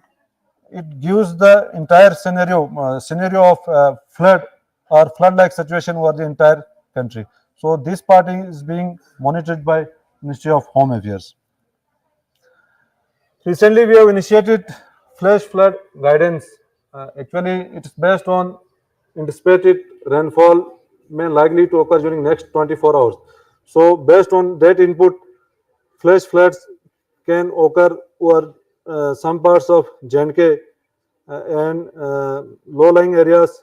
This is the area of concern, this parts of Jammu and southern parts of Jammu. Then again, the weather systems which are responsible for flood or flood-like situations. First one is intensification of western disturbances. Second one is strong monsoon currents from Arabian Sea or Bay of Bengal. And third one is southwest monsoon winds and WD interaction, western disturbance interaction. And third one is very important for Himalayan state like us, because interaction of southwest monsoon and WD interaction can give copious amount of precipitation, which may result it in 2014 floods in Kashmir division.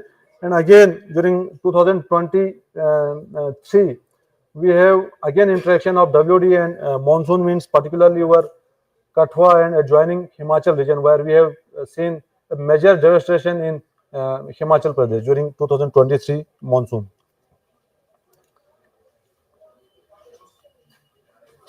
So this is the scenario of uneven and southwest monsoon rainfall over J&K.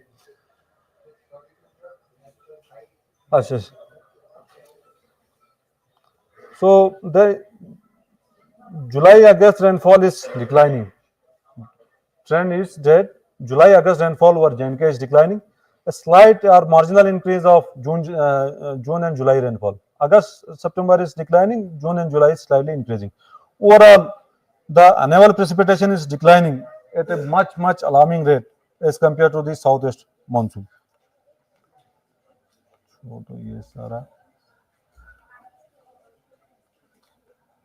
And this one is the history of floods and drought over J&K during 1901 to 2020. Disconnected. We have major floods, particularly 1909, 1954, and 2014. These are the most severe floods in the history of J&K, and this data has been collected from Irrigation and Flood Control Department. We have similarly drought years during 1902, 1908, 1917, 1934, 1955, and 2002. So this is the WD. This is a cutting from research paper, and it is shown that some research papers they have shown that the WD frequency is declining. Those in blue color, and in green color they have shown some mixed trends. In some parts it's declining, and some parts it's increasing, and in red part it is generally increasing. And the significant part is that the WD are more common now in May, June, and July months, which are rare in previous time also. So this is because of the late withdrawal or late shifting of southwesterly jet towards the northern part, particularly during summer time. So this important implication is that it is in interaction of monsoon and this WD interaction can lead to catastrophes like 2010 flash floods of Leh, 2013 Uttarakhand flash floods, 2014 flash floods of Kashmir, and floods over North India during 2023. So overall, the frequencies of WD are decreasing except February. There is a slight increase of WD frequency, particularly during Feb month, and it's a significant decline in WD frequency, particularly during the month of March. This is overall precipitation trends during different parts of the season, as it is being shown in precipitation trends also that in March, where we are receiving major precipitation over Kupwara parts of South Kashmir, precipitation is almost declined by 4 mm each year and 3 mm in parts of South Kashmir. Coming to the network, observational network, we have conventional and non-conventional. We have this is the observational network of 10 manual observatories we have. Then Doppler weather radars, we have 3 already working as of date. Then we have RSRW stations in Jammu and Srinagar, automatic weather stations we have 18, automatic rain gauges 12. And we are further improving our network, and this is the new automatic weather station sites which are likely to be installed during next financial year. And again, 4 Doppler weather radars have been approved by Ministry of Earth Sciences for Jammu and Kashmir, particularly 1 for Chenab Valley, 1 for Pir Panjal Range, 1 for South Kashmir, and 1 for North Kashmir, in addition to existing 3 Doppler weather radars. So this is the precipitation trends, particularly during December, January, and February since 2018. So there was a above normal precipitation during winters of 2019. Yes, sir. So the deficit was almost reached to near 80% during this February. So the continuous decline in winter precipitation had resulted in very fast receding of glaciers, particularly over Himalayan region, and in addition to this, temperatures were also above normal, which had caused this major devastation. Thank you.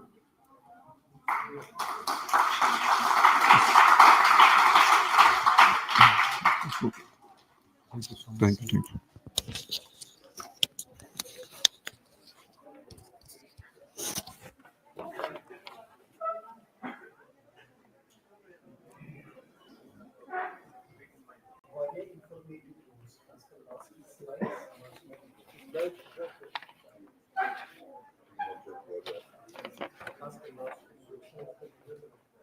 Thank you so much, Dr. Saab, for being very informative with respect to the weather system, how it actually works, forecasting.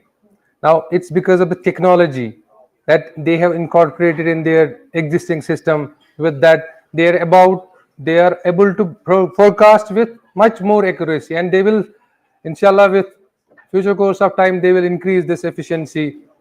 So once again, thank you so much. As one more, which I have noted down, reducing the loss of life because of early warning system, management system over there, that is already in place over there. So now we have a last presentation from our keynote speaker, Professor Dr. Parvez Ahmad, Head, Department of Geography and Disaster Management, University of Kashmir. Sir, please.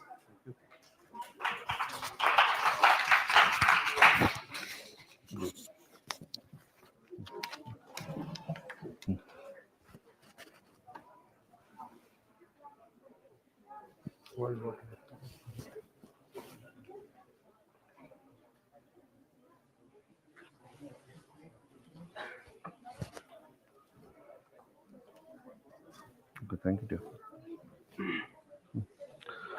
Assalamu alaikum, adab. So it's my privilege to be here. Teacher, I can speak.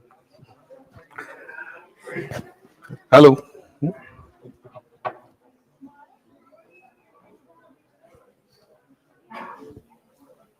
Hello. So I think I'm a teacher, I can speak. Okay.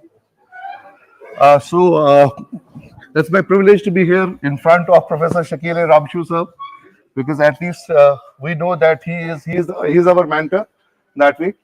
And in fact, he is one of the persons who has been instrumental in basically initiating research in this part of the globe as far as using advanced technology, using modeling and other things is concerned. But importantly, what I would like to emphasize on that, Dr. Tariq Abdullah has also basically given some idea about the change that is taking place as far as glaciers are concerned. But importantly, I don't go for repetitions. I would basically like to skip those slides where I feel that there has been some sort of duplication or repetition.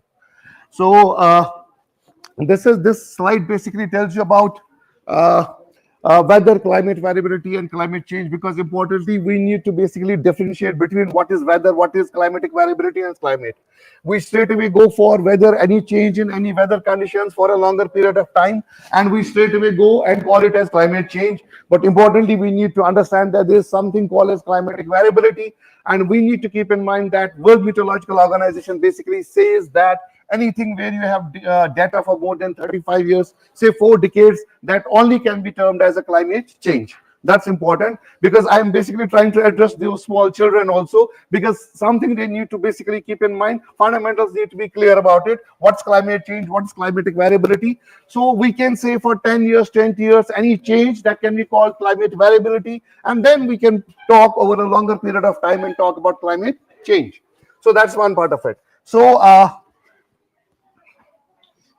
So this is climate change. So natural climate change due to natural causes, because importantly, we know that in 2000, a Dutch meteorologist, Paul J. Kurtzen, who basically gave this idea about Anthropocene era, because we have geological epochs, we have geological eras. So he basically talked about a Nobel Prize winner in chemistry, who basically talked about that there is something called, we could basically call a particular period where humans have a dominating impact on the an Anthropocene era.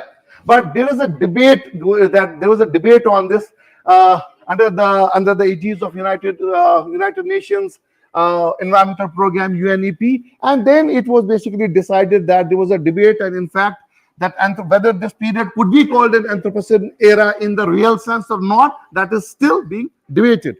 So, but impact is that then, so we know that there are larger implications at the global level, at the regional level, and then at the local level. But all of these point out to this fact that there has been a change, and it's a reality, and we need to basically keep in mind this reality is to be addressed at some point of time. So this the Earth's climate system is very complex. Importantly, we know that there is an exchange of energy between Earth and its atmosphere. So for these children, they need to know that this exchange is basically, that is important, where we are basically putting something from outside and influencing this transfer of what we call as radiative forcing. That is basically the difference between incoming and outgoing radiations. So that would be basically, that's why we talk about different representative concentration pathways. RCP is 2.6, 4.5, 6, and 8.5. So importantly, those are those different scenarios. So any change in any circumstances where there's an exchange of energy between Earth and atmosphere, that is going to have an impact, and that impact would be what we talk about global warming, we talk about climate change. So if we basically see the slide, so importantly, from if we are decadal, this is a decadal from 1881 to 1890, and then going up to 2010 and further also, we know that the atmospheric carbon dioxide, the projected atmospheric carbon dioxide, it is going up. So importantly, if we see basically from 1550, it was 270 parts per million, and today as we move towards 2030, it is around about 460 parts per million in atmosphere. And then this carbon dioxide, we know that has a very important part to play as far as absorbing atmospheric energy is concerned. Because importantly, we need to keep in mind that when we are talking about incoming solar radiation from the Earth's surface, we need to keep in mind that there is a what we call as the students might be knowing that there is something called as incoming radiation is equal to absorbed plus transmit plus absorbed and reflected. And this reflected energy basically is affected, and that is how it basically gets trapped in the atmosphere, and that is what leads to global warming. So importantly, we need to keep in mind that this projected atmospheric carbon dioxide over the period of time, if we basically put it and model it and see that over the period of time, it has changed and it has basically increased to alarming levels, what we could basically say that in the future, we could have different scenarios wherein more and more energy would be trapped, though that energy, which is basically once it's coming, shortwave radiations, and then when we are reflected back and getting long-term radiations getting trapped in the atmosphere. So these are the tipping elements where we basically are experiencing these climate change impacts. For example, if you talk about Greenland ice sheet, yes, they are melting, they are thinning. You talk about Arctic sea ice melting, they are thinning, yes, that is deep formation. Amazon vegetation is getting basically, there's large-scale deforestation, forest fires and other things. You have West Antarctica ice sheets, yes, you have the erratic behavior of Indian monsoons. Because importantly, we need to keep in mind, it is not only that we basically talk about climate changing over the period of time. This erratic behavior of climate is an indication of climate change. That's why in Kashmir, sometimes we basically have very severe winters, and next year we don't have any snow. We do and then alternately there is some other problem, but then we importantly we say इस बार तो बर्फबारी हो गई, अगले साल नहीं हुई, यार फिर बहुत बर्फबारी हो गई. This erratic nature of this climatic elements is itself an indicator of climate change, because this erratic behavior, we see seasonal shift taking place. These our winter, core winter, snowfall not being received during the core winter, what we call a Chilai. This is one of the indicators of this fact that climate change is a reality. So as the population is increasing, so if we see this global distribution of glaciers, I think Dr. Tariq Abdullah basically talked about this slide also. So overall, if we see roundabout World Glaciological Atlas inventory says round about 2 lakh glaciers worldwide, and all of them, majority of them showing thinning process. So itself an indicator of this fact that this is taking place. If we talk about this third pole, I'm going to little bit fast because I have less time. So if we talk about the third pole, which is beyond these poles, North Pole and South Pole, the unique geographical region centered around the Himalayas and the Tibetan Plateau is known as the third pole, because its ice fields contain the largest reserves of fresh water outside the polar regions. So importantly, you need to keep in mind that melting glaciers resulting into extreme events and disaster risk, and that is what we call as ultimately getting reflected into food and water security. Because importantly, just give you an example of last 20 years. If Dr. Mukhtar would basically bear with me, if we basically analyze the data of the last 150 years, IMD data, it all shows that there has been a change in the temperature and precipitation regime. And if we take mean minimum and mean maximum temperature, both showing an increase. And when we talk about precipitation regime, showing an erratic increase, and that too, when we talk about glaciers, the input to the glaciers is snow. And this precipitation in the form of snow is decreasing.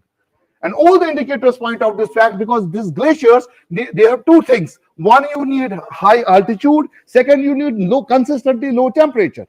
And third, you need precipitation. So at high altitude, you have high precipitation in the form of snow. So the snow is not coming in, so the input to the glacier is gone. And at the same time, when the temperature is going up, that means the melting of the glaciers is taking place. So you have an accumulation zone in the glacier, you have an ablation zone in the glacier. So you divide a glacier into two parts, ablation zone and accumulation zone. So accumulation में input आ नहीं रहा, and output जो हो रहा है आपका glacier का जो ablation zone है, melting part, where more melting is taking place under the increased temperature conditions. So the input is less, at the same time the melting is more, and sometimes what the graphs show, hydrographs, you have more discharge, because under more temperature conditions, higher temperature conditions, the discharge is more, but the lifespan of the glacier is less, it shortens. Because in the case when the input is less, and then at the same time rate of melting is more, so what would happen to the glacier? It would shrink. But maybe at some point of the hydrograph, you might basically show an increased discharge under certain conditions because of high rate of melting, but the life of the glacier would be less. So So if we see that why it is important to basically talk about Himalayas and talk about our glaciers, approximately 1.9 billion people are dependent on snowmelt or glacial fed rivers for the various, and this is whole Himalayan belt. So 1.9 billion people, that's what does it mean? So as we know, the glaciers are continuing to melt as the temperature rises. Some glaciers will be fragmented. So once the glaciers are fragmented, so that means the glacier weakens. Importantly, that is why you have different inventories. Geological Survey of India says that there are 9,575 glaciers, but then there are other inventories with due respect to Sir Professor Shakil Ramshu's team also. Yeah, we are also working on some. So we might show you a different figure. But the important thing is that the number of glaciers have increased, the number of fragmented glaciers have increased. So one glacier broken down into 2-3 parts, and then the scale of basically mapping basically determines the number of glaciers, isn't it? So that's why you have less than 0.02 square kilometers. Maybe if somebody has taken a scale of more than 1 square kilometers, so he shows less number of glaciers. But somebody has taken a glacier of 0.02 square kilometers, so anything less than that, because you have high resolution imageries today, satellite images today, with a resolution of 1 meter, less than 1 meter, they can show you a better, compared to what Geological Survey of India has done in the past. So, over the period, reduction of water available for irrigation and agriculture and can cause catastrophic glacial lakes which threaten lives and infrastructure. You have plenty of examples of that. That's why a glacial lake outburst flood GLOF committee has been constituted by the government of J&K. Professor Shakil Saab is a member of that. Myself is a member of that. So importantly, what we are trying to basically put out is that GLOF is also a reality. Maybe it's not a problem today, but it can be a problem tomorrow, which has already been pointed out by Dr. Tariq Abdullah. So these are zones, and what dominated, I think he has taken, IMD, Dr. Mukhtar has already talked about it.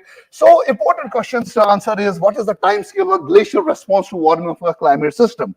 Because importantly, you need to basically keep in mind that in absence of large scale industrialization, maybe urbanization is taking place. Yes, that's a fact, that's the reality. But at the same time, if we talk about large scale industrialization, maybe Kashmir is an exception. But the important thing is that all we have to basically keep in mind that climate works on a tri-meridional system. You have a global circulation, you have a regional circulation, and you have a local circulation. And all of them are basically intertwined with each other. So any change at one part of the globe would have a ramification here. El Nino taking place in the East Pacific has a ramification here. So that is what we basically talk about the climate on the whole. So, so if I basically talk about all the glaciers individually, 99% of them are showing a retreating trend. That means they are shrinking. So this is one inventory, which is 9,575 total Geological Survey of India.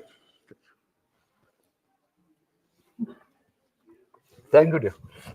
So 9,575 glaciers, and they are showing 94.9% of these glaciers are showing a retreating trend. So when they are retreating, not only that, the snout, the mouth, retreating, and at the same, the mass thinning. So what we in technical terms talk about positive mass balance or a negative mass balance, that is to be basically interpreted in that, and that ratio is between the accumulation zone and the ablation zone.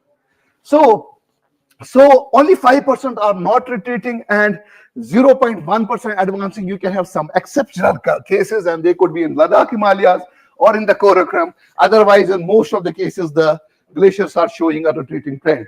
So reported loss in the glacier area, 4 to 30% overall glacial loss in the last 40 years, 1962, depending upon terrain and geomorphological parameters. Because important is one, you need to keep in mind that if one of the important, there are a number of things. Here, temperature is one of them, but the terrain, the aspect, because importantly, you know, in the northern hemisphere, most of you, but I don't know how far the children know that in the northern hemisphere, the duration of photo period is in the northern aspects of the northern slopes, the duration of photo period is more, is less in comparison to southern.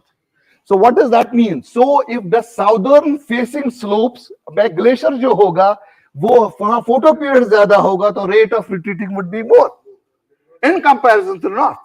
That's why if we basically see that rate of evapotranspiration in the northern slopes is less, that's why you have more dense forest in the northern slopes in comparison to the south. Taking out anthropogenic impact की मैं बात नहीं कर रहा हूँ, उसको हम बाहर लाएंगे, वो तो किसी तरह भी हो जाए तो उसका impact होगा. So importantly, so mean loss in glacier mass in Indian Himalayas. So it has, this is a rough figure which has already been pointed out. So different workers, basically they use different types of methodologies, more advanced methodologies, more instrumentation, but the figure might basically differ, but important is that this reality that everybody is pointing out that there is a retreat.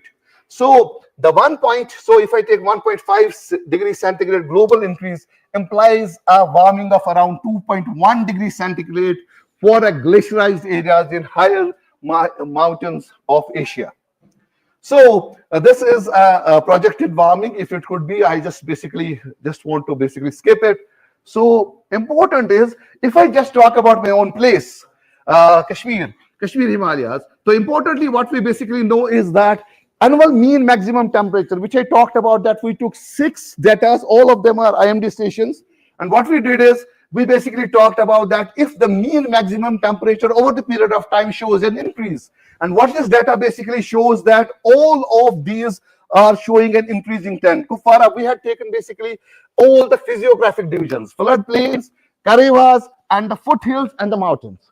Because within physiographic divisions also you see a difference, and that difference would be on the basis of the slope, aspect, and all these factors, elevation. So what we did is we talked about these annual mean minimum temperature, and then we talked about seasonal variation also. This is the average one, and this is the seasonal. So this is the winter, this is the spring, this is the summer, and this is the autumn. And all of them are showing a increasing change, increasing A. This is the data which we have basically used in IMD data for this. And when we talk about minimum temperature, so mean minimum and mean maximum. Mean maximum I talked about, and minimum I also basically showed. This is the IMD data. All of them are showing an increasing trend. Only the red peaks are basically where the significant trend has been reported. That's why we have put them in red. So this is the topographic climatic variety, which I talked about, 4 physiographic divisions, and they showing a variation with respect to each other. So I'm just speaking. Then if I talk about precipitation, which I already talked about, that all these are showing the term. So importantly, when we talk about climate, there are 2 basic criterions which everybody has access to. Importantly, that is the temperature and that is the precipitation. When the Köppen came up with classification, I think IMD, Dr. Saab would be quite clear about it. Köppen's classification, which is a global classification, which has been worked upon by different workers over the period of time. It has been modified by Graz now this time, Austrian. So importantly, what is, so temperature precipitation का data आपको पिछले 1.5 साल का मिलेगा. तो आज जो आपको इंडिकेटर्स नए ऐड के मान लीजिए 50 साल, 60 साल, 70 साल, लेकिन इंडिया में भी under the British colonial rule also you have data available for 150 years. So at least these 2 criterion parameters could be used so that we could basically is the trend over the period of time. So what has happened is your annual precipitation also shows a decreasing trend. So there it is an increasing trend, it is showing a decreasing trend. So I saw erratic behavior, that's one part, decreasing trend, that's the second part, and the third part important is precipitation in the form of snow also decreasing. So overall decrease, and then precipitation in the form of snow also decreasing. This is the precipitation variability over different topographic zones. So what could be the possible projections in the future?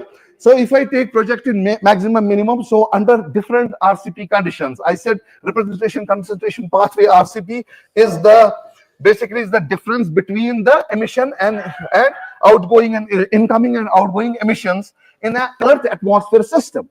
So importantly, what we know is that if I take the first Srinagar, Pahalgam, Gulmarg, Kazigand, Kokharna, Kupwara, all these 6 stations, and under different regimes, 2030, 2060, and 2090. This is the prediction for the future using a statistical downscaling model, SSDM, and that we have used so that we could basically talk about what could be the future up to 2100. So these basically point out to this fact that all of them are showing an increasing trend, temperature increasing, and which is very bad for what we call as glacial health. Because when we talk about poor health of glaciers, that is when the glaciers are thinning, they are coming down. Professor Shakil Ramshu would bear with me. One of his friends, Sir Professor Hasnan, once that gave a statement in 2000 and something, where he said that by 2030, all the glaciers would be lost. And then what happened? Outlook was a magazine which came up with a statement. It said, "Sir, शायद professor Hasan एक zero भूल गए हैं क्योंकि उससे वो जो 30 साल तक बोल रहे थे वो शायद 300 साल थे." But over the period of time, what has happened is that time frame has come down because of the changing circumstances. So all of these are basically showing all the stations, around the 6 stations. 6 stations means the floodplains, the karevas, the foothills, and the mountains. So all of them are showing a decrease under different conditions. So this is RCP different. If it is 2.5, if it is 2.6, it is 4.5, it is 8.5. So different scenarios. If the radiative forcing would be this much, what could be the increase in the temperature? So different scenarios. So that is what we have tried to basically do. So okay, I'll just. So this is snow cover area over the period of time. If I take 12 months and then using satellite images, I basically say that this is the snow cover in January, February, March, April, May, June. As you see that in most of the cases, your snow cover is being lost. And if I compare that, if I have a comparative analysis, temporal data, different time periods and compare them, the snow cover area over the period of would show a change. So seasonal cover has come down. This this is just, I would basically skip Kolhai because Kolhai has already been talked about by Dr. Tariq Abdullah. But I would basically talk about another glacier, which is, we have 2 major glaciers here. We have a number of glaciers in Kashmir, which have already been pointed out. But one of the important is what we call as Nahnar and Kolhai glacier. Kolhai being the largest, and Kolhai is the most studied glacier, studied by Earth and Neve in 1900s and then coming up to, but then there is another glacier which is Nahnar glacier, which is in the Sindh, which has been basically studied by. So these 2 glaciers we did. Kolhai I will skip because it has already been talked about by Dr. Tariq Abdullah. These are the photographs which basically he already talked about those photographs.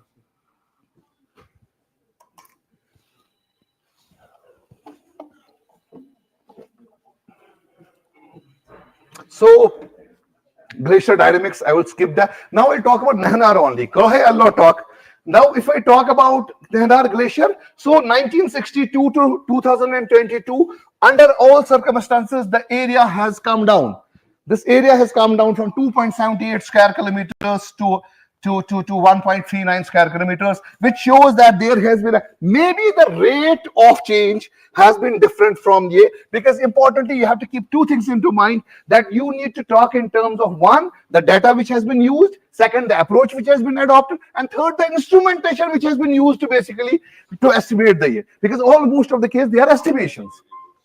So all of these show basically a change. If I take time period 90, how much was the retreat and what was the annual retreat? I said annual retreat can basically show a difference from study to study, but it all depends upon the approaches that have been adopted. This is the glacier. This is the area accumulation area ratio 1962. That is the ratio between the accumulation and the ablation zone. जो मैंने अभी बात की, ये एक बहुत बड़ा indicator है जो आपको बताता है accumulation snow जो change होता है into ice, because every snow doesn't change into ice. It has to go through a process called as fernification, and then it goes into here. So for that, it basically requires consistently, 1, what is called as cold climate and higher altitude, which basically supports such state. So what we have done is that we have taken change equilibrium line altitudes. That is the line between ablation and accumulation. So what happens as the equilibrium line, the snout shifts, the snout basically retreats, the equilibrium line altitude, the line between accumulation, that also shifts, which is one of the important indicators which basically tells about the health of the glacier. So key points are, key points are glacier. Most of the Himalayas are global, losing mass in response to climate change, with few exceptions. And we automatically know, when I say 1.9 billion people are dependent upon these glaciers, you automatically know that if this is going to happen, what could be the problem as far as food is concerned, as far as water security is concerned, food security is concerned. We cannot basically go for change of land use, land cover in a part like Kashmir in the last 30-40 years. There has been a wanton change in land use, land cover from agriculture to horticulture, which might be an economically viable enterprise, but you can't have an apple in the morning, apple in the lunch, and apple in the dinner. So importantly, so these are something, and then, so what is the takeaway? Dear son, please go to the settings, display brightness, and reduce it so that this is the hard fact of global warming. But what the son says, I have not changed any settings. Please go to your settings, increase number of trees, reduce carbon emission levels, reduce concrete jungles, increase number of lakes. Basically, switch to human mode from auto mode. Thank you.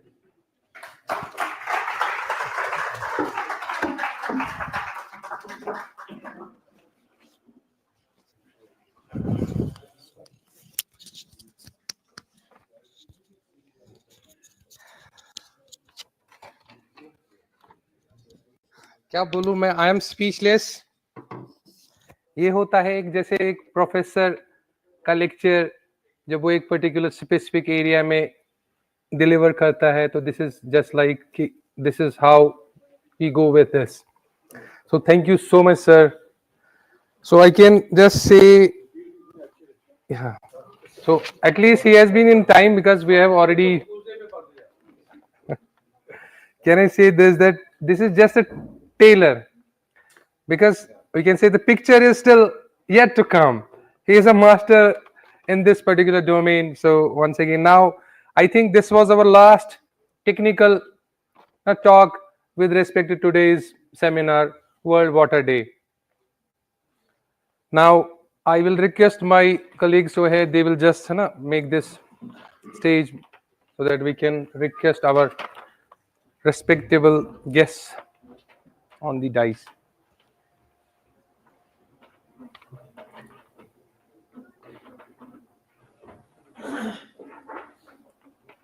I request all the students who are outside, they please join us in the auditorium. If some teachers are with them, please tell them join us. We are within half an hour, we are closing the session.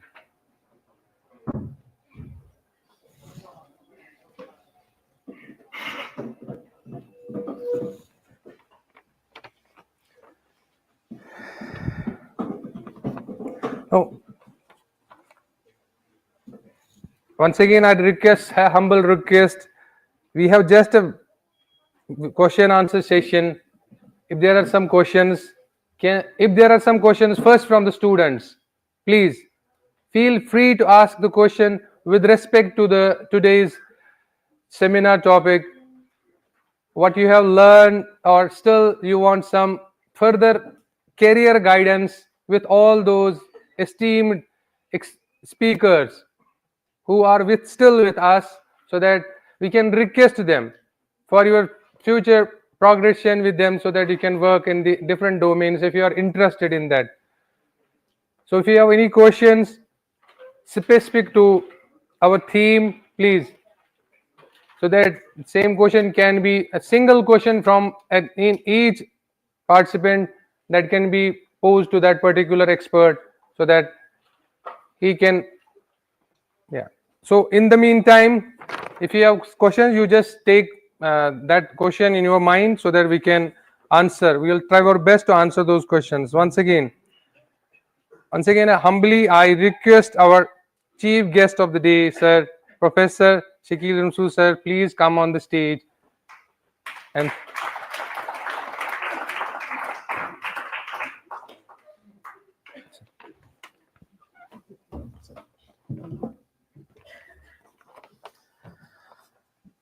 now I request our guest of the honor, Engineer Ejaz Rasool Saab. He is the chairman, media committee member, and he is basically an engineer, corporate member as well, an environmental expert. Once again, I request our chairman, sir, Iftikhar sir, please come on the dais and share the. I request Faiz Bakshi sir, please, our main collaborator, so without which we won't be able to have this gathering with us for today. Now, if you have any questions, so can we move on to our next session? We are now about with our closing session.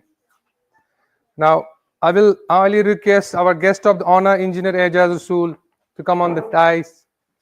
and share. Be very precise, because we have very little participants with us. They have to go to their places. So please, sir.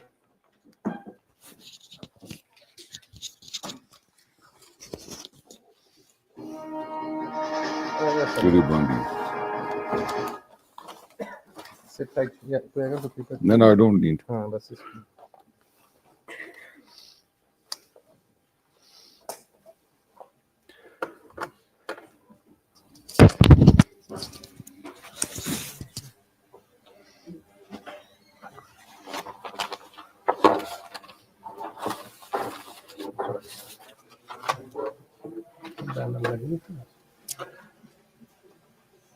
Assalamu alaikum. This is Ejazu now talking to you as guest of honor.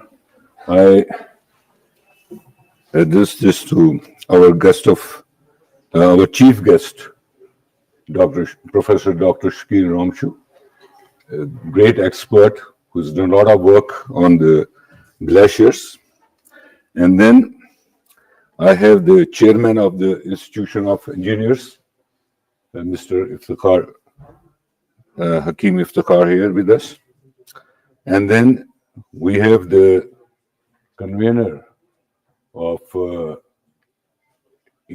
Environmental Policy Group, Mr. Fayaz Bakshi, Mr. Ali of the Institute of Engineers here, and the August gathering of learned people here who have given us a lot of lectures regarding the dynamics of glaciers, the extinction of how the glaciers are vanishing here.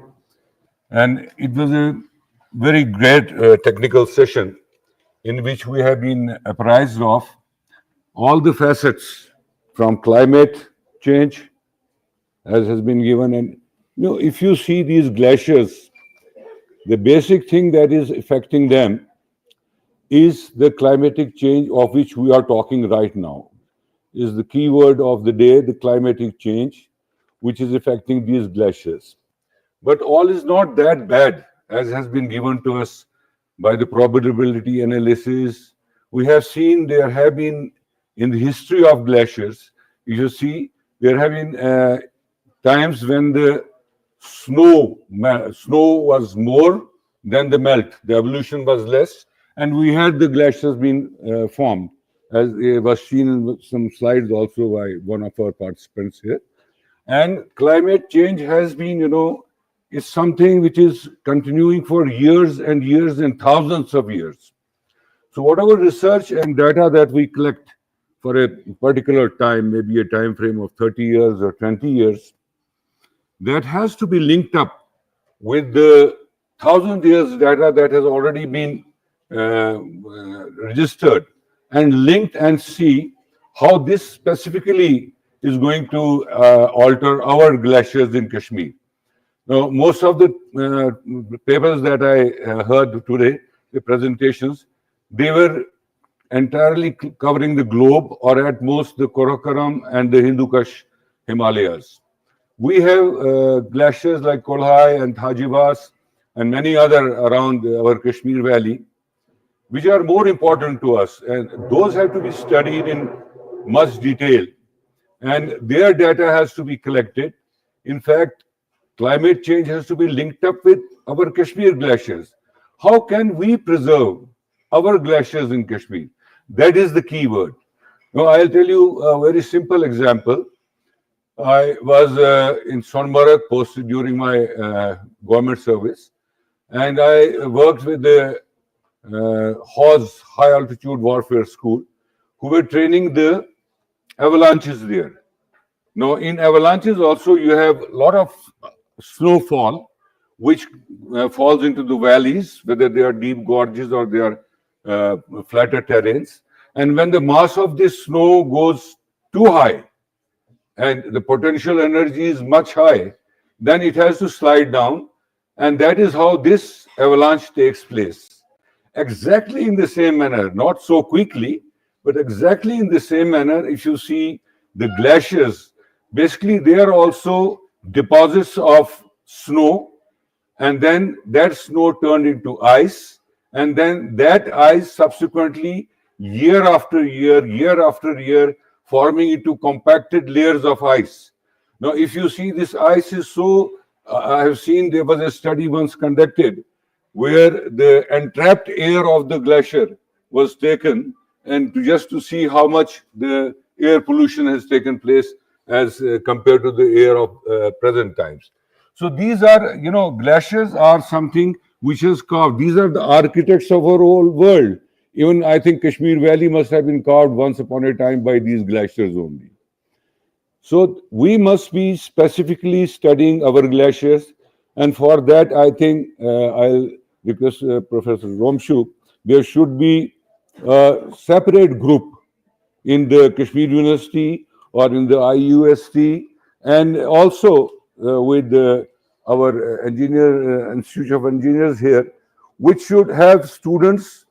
We should sponsor them, and they should carry on this research, seeing the data that has already been created, and trying to work out on our specific glaciers of Kashmir and see how we can preserve them. If we can train these avalanches by different architectural measures of making mounds and things like that, if Mr. Sonam Wanchuk in Ladakh can make these ice stupas or snow stupas just to have the melted water available to them for agriculture when it is not there at the high altitude region, we can also work out. See, preservation is something which is the theme of the day today also.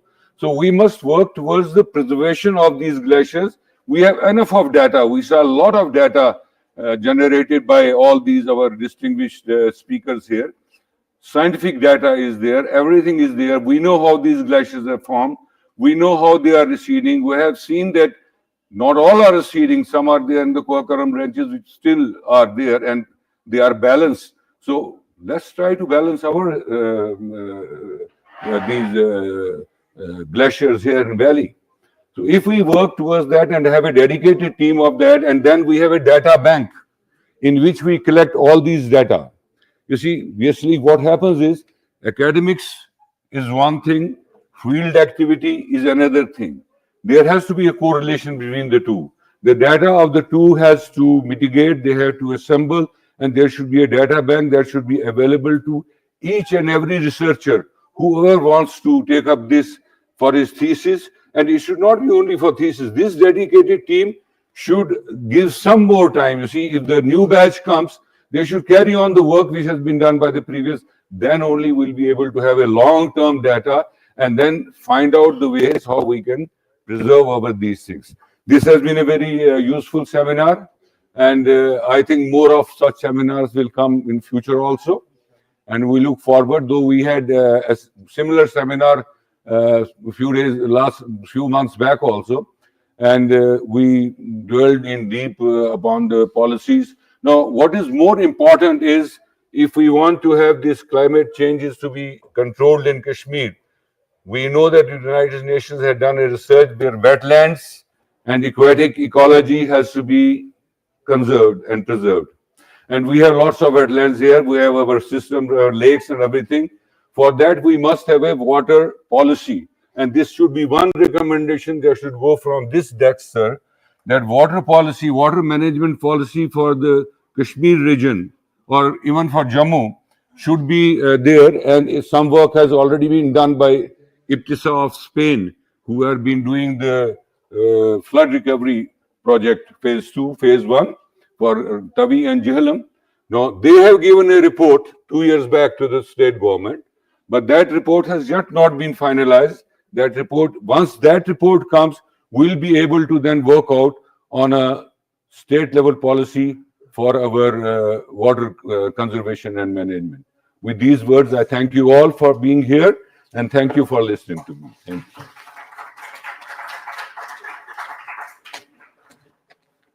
Thank you so much, sir. We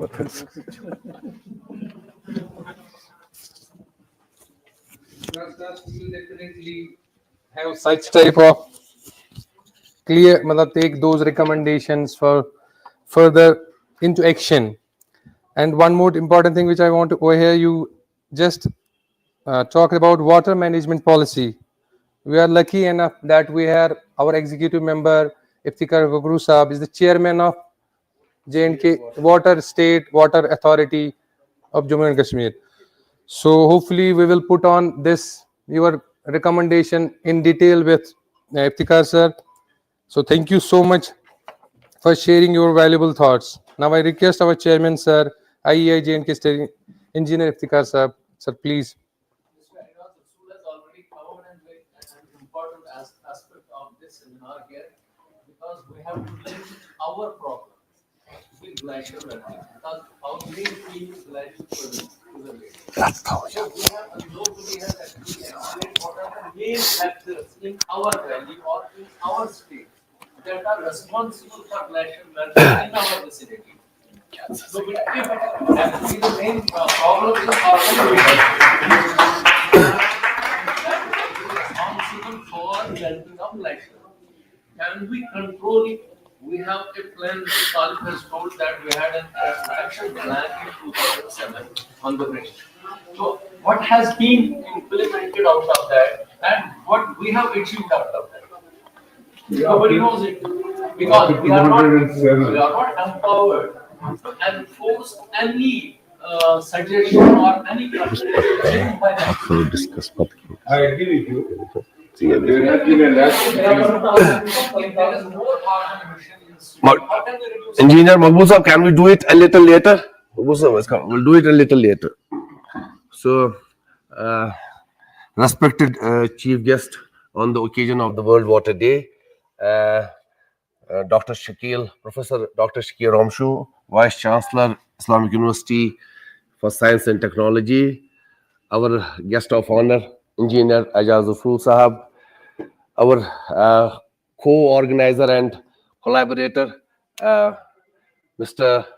Faiz Bakshi, who has always been an enthusiastic environmentalist, my young colleague, Jahangir Sahab, all the four speakers and participants. Assalamu alaikum warahmatullahi wabarakatuh. I think we had layered presentations of four speakers on this occasion and one more speaker on the National Maritime Day. But I think some of the key recommendations, I think we are going to submit the key recommendations to the government. We are already on the issue of a policy brief of all the seminars which we have done during the last 1 year. So we'll be, hopefully we'll do it. We are planning a seminar on 17th of April, where we'll discuss the traffic issues and road safety problems of the state of Srinagar.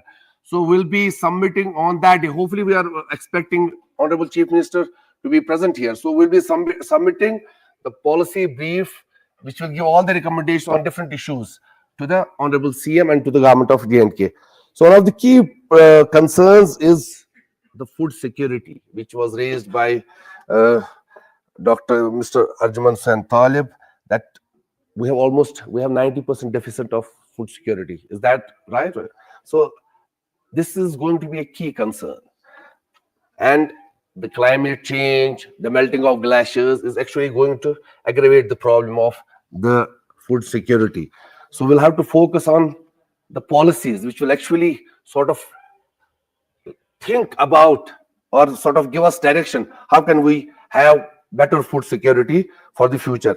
Then one of the key recommendations which I really like is the environmental cess. We have to have environmental. So we are actually going beyond all the carrying capacity of all our destinations. I think we had worked on the carrying capacity of Pahalgam. It was not more than 5,000 tourists per day. So it's going beyond that. You can see, you must have seen on Facebook and other social media, the kind of rush that is going to the gondola. Gulmarg, because of gondola, is in shambles. Gulmarg as a meadow, because of the gondola, is in shambles. So this is terrible. Another issue which I differ with Mr. Arjuman Hussain Talib is urbanization. Urbanization per se is not a concern. But the way the urbanization is happening in Kashmir, especially the urban sprawl, is a serious concern. It's not happening we don't have a serious problem of urbanization. I think from 2001 to 2011 decade, we had growth rate of around, on an average, 2.5%. which is not very high, urbanization, which is a growth rate of the towns, and out of which it was 1.7 was the natural growth rate. So the urbanization per se is not that serious concern, but the way urbanization is happening, which is the urban sprawl, is a terrible thing. We are losing all the green areas, the agricultural fields, and you will see that one of the key concerns which is actually destroying our urban areas as well as the villages, is the CGI sheeting in the compound walls. We are creating compound walls with CGI sheeting. So that's the key concern. But addressing commercial urbanization is a serious concern, not general urbanization. It has to be, government of J&K has to address it. Supreme Court has directed Himachal to work out on the carrying capacity. So these things are which will be reflected in our recommendations. About Dr. Tariq Abdullah's the presentation, and even Professor Parvez, my friend, the serious that we have lost almost 30% during last six decades. We lost 30% of the glaciers. So it's a serious concern. What should be our climate adaptation strategies? Have to be thought about. Hydrographic pattern change is a key concern. They are upgraded. IMD has upgraded the weather station, automatic weather stations. We're actually working with the World Bank. We were working on JTFRP for hydromet sort of upgradation, but unfortunately that did not go through. It was a 100 crore project, but that did not go through because we didn't get a proper contractor, the supplier. That was done. We advertised it, I think 3 or 4 times. We didn't get the proper, Sajad, am I right? 3 or 5 times we advertised it, hydromet. Then those 50 crores were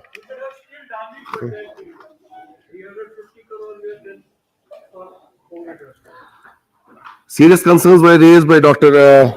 Parvez Saab about the atmospheric carbon dioxide, the glacier melting, the loss of input glaciers, so which is going to affect almost 1.9 billion people in this part of the world.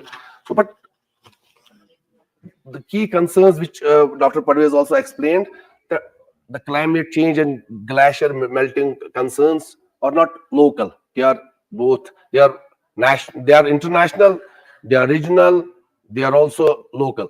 So, how can we actually come up with a policy framework for our cities and towns where we can at least minimize the impact and have some kind of a management or adaptation strategy for the climate change? That should be the key concern, because at the end of the day, it is how do we respond to this climate change, part of which we are not responsible for, but not majority of which we are not responsible for. How can we respond to this climate change through our policy framework?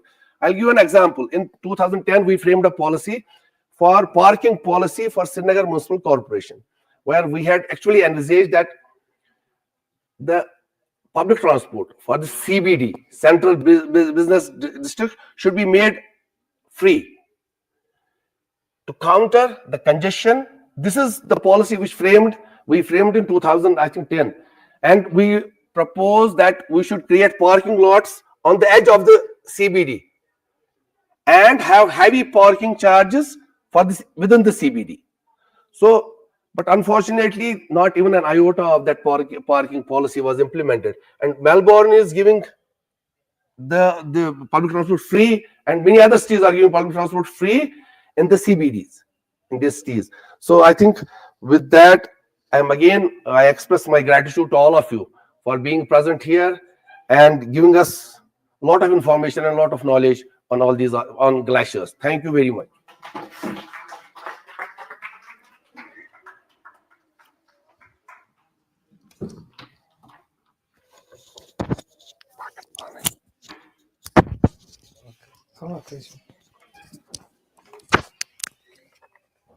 Thank you so much, sir, for summing up the experts' valuable knowledge that has been shared with respect to the World Water Day. Now, once again, we have got second time opportunity for inviting, with the help of EPG, our esteemed chief guest, because there was no any other option even in this particular theme. He is a master architect of this glacier preservation, environmentalist. Once again, humbly I request Professor Shakil sir, so please come on this dais and share your valuable thoughts with our young minds as well.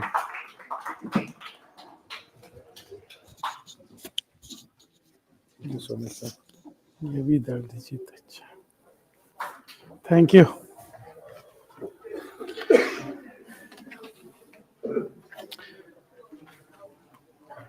Engineer Ajaz Rasool Saab, Engineer Iftikhar Hakim Saab,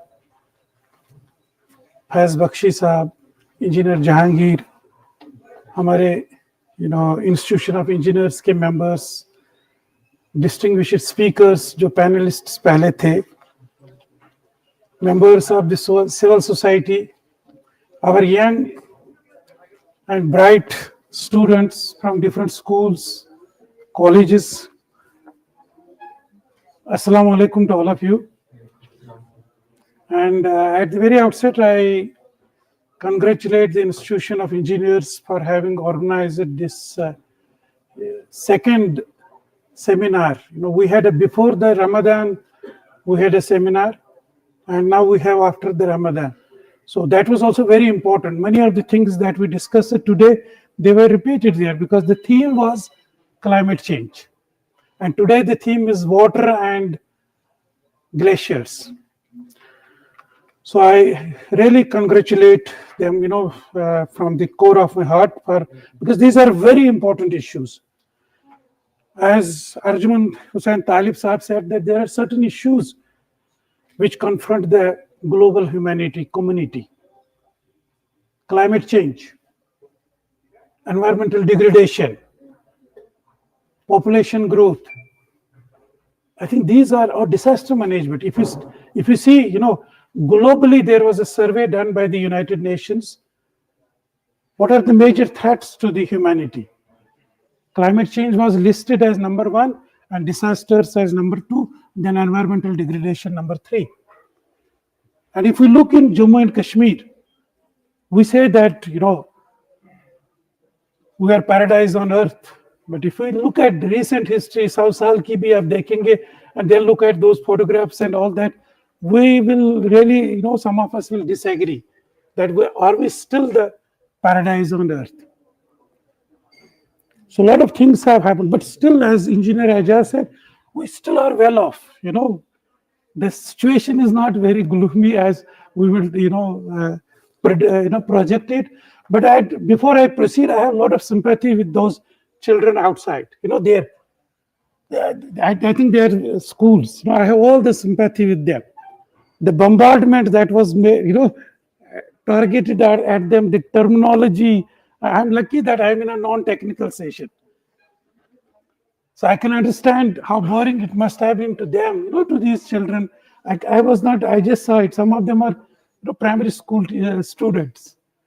So when we talk to them, so I would request the Institution of Engineers, I think when we deal with these type of topics, I think let us go to the universities.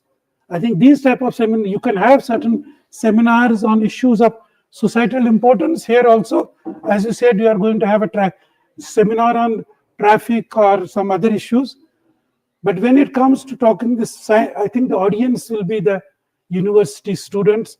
I think many of our institution of engineer members, the civil society members, they can also travel to these, IUST, Kashmir University. At least these 2 universities, I can host you there, and we will have a, I think, better platform to discuss these. Now, the theme is very important. Globally, it is being talked about, this theme. On 21st of January, at the University of Kashmir and IUST, we celebrated the International Year for Glacier Preservation on 21st of January this year. The UNESCO and the World Meteorological Organization, and in Kashmir, I think that was, in India probably that was the only side event held at, in the Kashmir as part of the UNESCO and World Meteorological Organization on 21st of January. On 20th of March and 21st of March, we had again the World Glacier Day. And World Water Day was as day for the preservation of glaciers. This is very important, right? This is good for us, for the people of Kashmir, that globally there is an attention on the glaciers. Q, if anybody want to know the most important resource this place has are glaciers.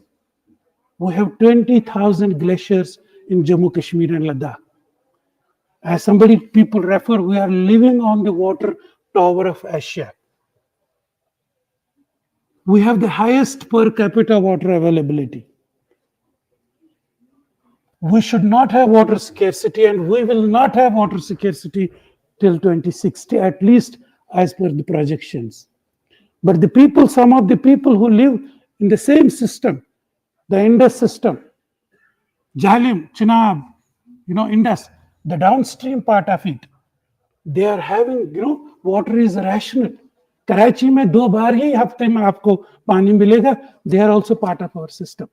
The Indus goes into the Arabian Sea in Karachi. So already it is a matter of time that you will have also and since it is the most important resource, so it is very good for us that people are at the global level. I will tell you why it is important and what we need to do about that, why it is so important for us. When somebody here said that it is important to us for the energy security, for the water security, and for the food security, it is through the glaciers only we get these. Hydropower you get through the glacier and snow melt.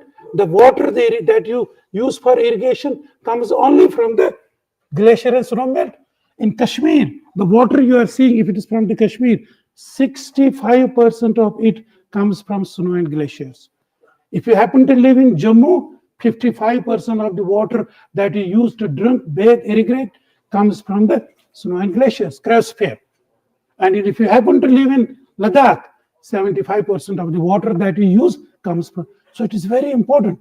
And all the panelists, all the experts show you that it is receding. On an average 1 meter of ice we lose every year. Every year you go, these glaciers have a thickness. So they lose it. Now, Arjun Hussain Talib did not say you that why did he come with this booklet called On the Brink. There's a history behind that. If you see, somebody referred to her, he referred to one of my friends, Hasnain, Professor Hasnain, in 2007. The IPCC International Panel on Climate Change, the most credible body that looks into the climate change, said in their report, which is highly valued report, all Himalayan glaciers will vanish by 2035. 2030, we are in 2025. And if you remember, I don't know how many of you can recollect, in the prime TV show, in all the channels, there was a debate between Jairam Ramesh, who was the environmental minister, and IPCC president, Professor Rajendra Pachauri. Rajendra Pachauri was defending the IPCC report. He was saying that all Himalayan glaciers will vanish by 2035. And Jairam Ramesh, being in the government, said that no glaciers are melting. Glaciers are intact, nothing. Both of them were talking in vacuum. They had no knowledge. The IPCC report was highly exaggerated. We have a glacier here called the Siachen Glacier. All of you have heard about that. In one dimension, it is about 68 kilometers, 1 kilometer thick. When Parvez Saab was saying some of these glaciers will be there even after 300 years. But the fact is we are losing glaciers, small glaciers, many glaciers. It's a matter of time. And as somebody said, 30% of this glacial mass we have lost during the last 6 decades only. Now, being very important subject, I joined Kashmir University. I think only Professor Parvez will recollect this incident. I joined Kashmir University on 20th of May 2004. 20 May 20. On 22nd of May, just 2 days after joining Kashmir University, I had a national brainstorming on glaciers in 2004, because I knew that this is a very important, all that, if you remember us in the Gandhi Bhavan, on just 2 days I had joined it in the Kashmir University, and this national, there were a lot of people from other parts of the country, the entire DST team had come. And since then, we have done tremendous advancement. I think the Kashmir University is known not nationally, but internationally for its research in the field of glaciers. In India, there are only 2 labs. I mean, when you say that, here we have the IMD director here, we have meteorological data since 1886 in Srinagar, 140 years. But we can reconstruct the climate of Kashmir 10,000 years back. From where? From glaciers only. We take a core, reach to the bottom of the glacier, we can reconstruct the climate. As Engineer Ajaz was saying, you can find the pollution levels 10,000 years back as a matter of. So we have been able to extract a core about 230 years, 2.3 meters. So we will be able to reconstruct the climate history of Kashmir, but we are trying to build our capacity to go 10,000 years. Now, there are 2 labs in the country for this type of study. One is for the Antarctica Glacier. That is in the National Institute of Polar Sciences at the Goa, and for the Himalayan glaciers, you have the National Lab in the Kashmir University. There are only 2 centers of excellence for glacier studies in the country. One is in Kashmir University and one is in the, so there is a lot of, when somebody said that we need to build the capacity.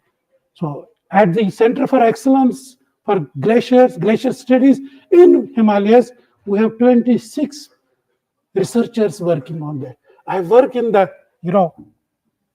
IUST, but I go to Kashmir University. I have been officially allowed to work in Kashmir. I am not only IUST, I am basically, in part of 2 universities.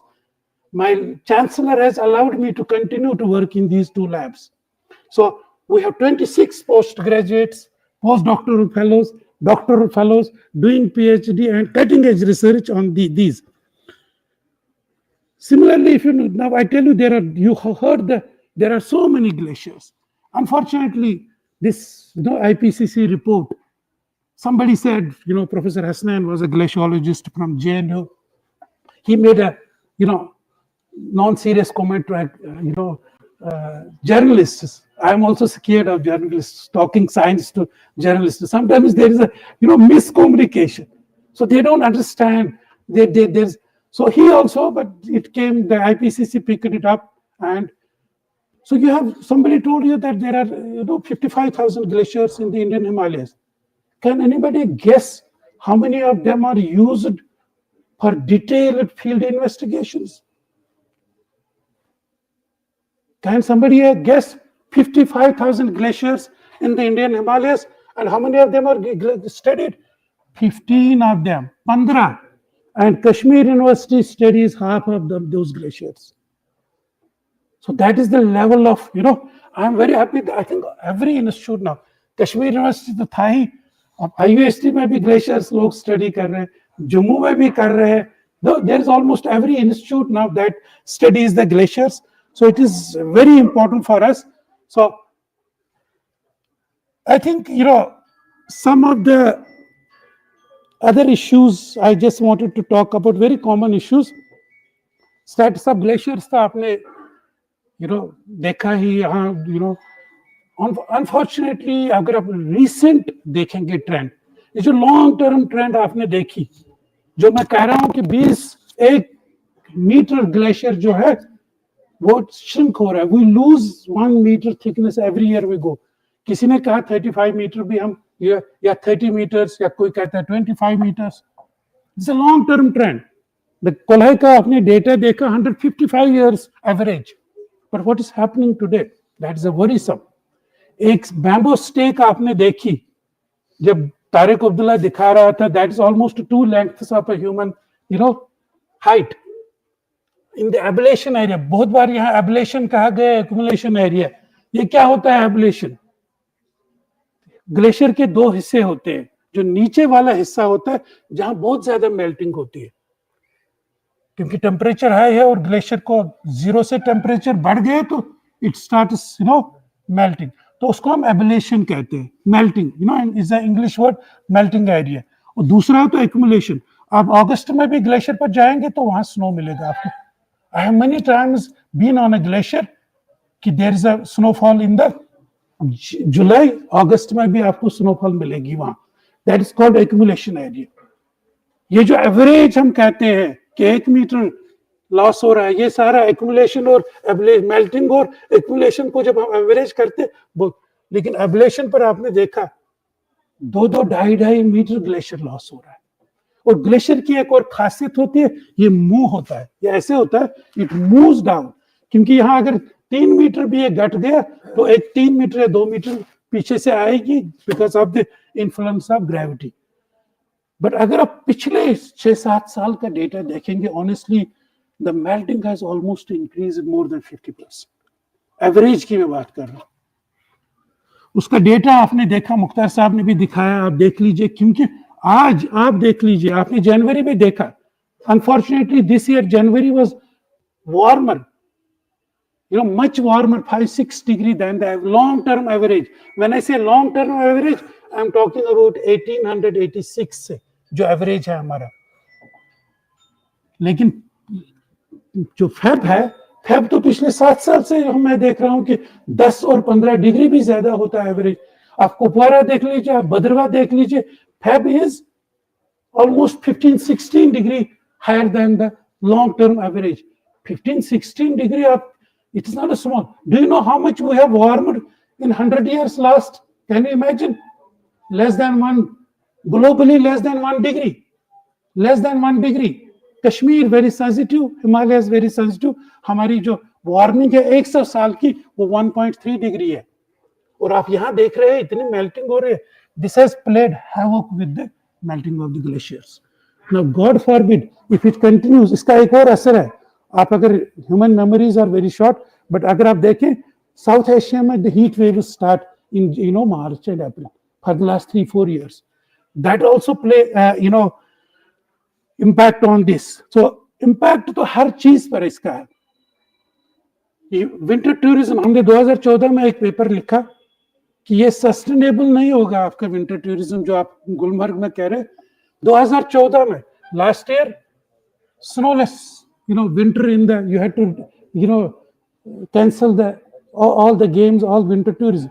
This year we had luckily snow in the Feb, but January में तो you Khelo India भी हमने cancel किया।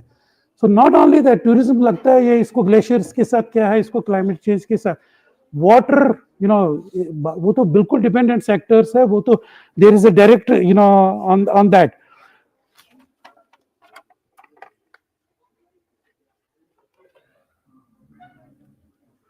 And it is very important for us, food security, energy, but it is another, very important for us. We are in a conflict, we have been in a conflict region, and we know the waters, we are on a water tower of Asia, we have highest per capita availability. 80% of the water requirement of our neighboring countries met from the waters that emanate from Kashmir. So water उनके लिए बहुत जरूरी है, शायद हमारे लिए कितना जरूरी है, but हमारे neighbors के लिए water, because they have only one system. तो ये जो water security है, this is linked to the Indus Water Treaty. Indus Water Treaty में देख लीजिए, वहां तो climate change का कोई जिक्र ही नहीं है, ग्लेशियर मेल्टिंग की तो कोई जिक्र ही नहीं। इन 1960s में ये टॉपिक ही नहीं था उतना कि ये, तो नाउ दे हैव स्टार्टेड। पानी को क्या हो गया, there are complaints downstream. I went to Pakistan about as part of the Indian delegation water dialogue. बहुत टाइम से नहीं जा रहा हूं, लेकिन बहुत पहले जाता था, बहुत ज्यादा। तो एक बार गए तो हम पंजाब में गए, दिस वेरी इंटरेस्टिंग। तो पंजाब में हम गए तो कैनाल सिस्टम उनका बहुत ही हाईली एस्टैब्लिश्ड है, one of the best canal network system. 6,500 kilometres of canal network, 6,500 kilometre. Because after this Indus water treaty they, तो किसी से मैंने बात की, मैंने कहा चाचा बताया ये क्या है, कहा ये जो आप देख रहे हैं हाँ, ये टच हो गया, सॉरी। तो उससे मैंने पूछा, भाई क्या है चाचा, बताओ क्या कैसी खेती हो रही है। उसने कहा ये जो आप देख रहे हैं वो सूखे हुए मेरे ये खेत, ये पिछले 1-2 साल से यहाँ कोई खेती ही नहीं हुई। मैं कहा क्यों नहीं खेती? कहा हिंदुस्तान ने कश्मीर में नलका बंद कर लिया। This is real, See, he's an illiterate.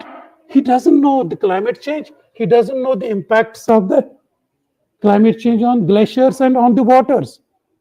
एक फिगर आपने देखी, पता नहीं कितने लोगों ने उस पर ध्यान दे दी। That is a uniform trend in Kashmir. कोई मुझे पूछता था बहुत पहले, जब मैं भी वो टेक्निकल प्रेजेंटेशंस देता था, तो मुझे कोई ऑडियंस से पूछता था, क्लाइमेट चेंज अगर है, टेम्परेचर बढ़ रहा है, तो दरियाओं में तो पानी ज्यादा होना चाहिए। ये तो सिंपल सी अंडरस्टैंडिंग है, ये वो दूसरी चौथी क्लास के बच्चे भी कहेंगे, आपके जहन में भी आता होगा। अगर टेम्परेचर बढ़ रहा है तो ग्लेशियर्स पिघल रहे हैं, पानी तो ज्यादा होना चाहिए।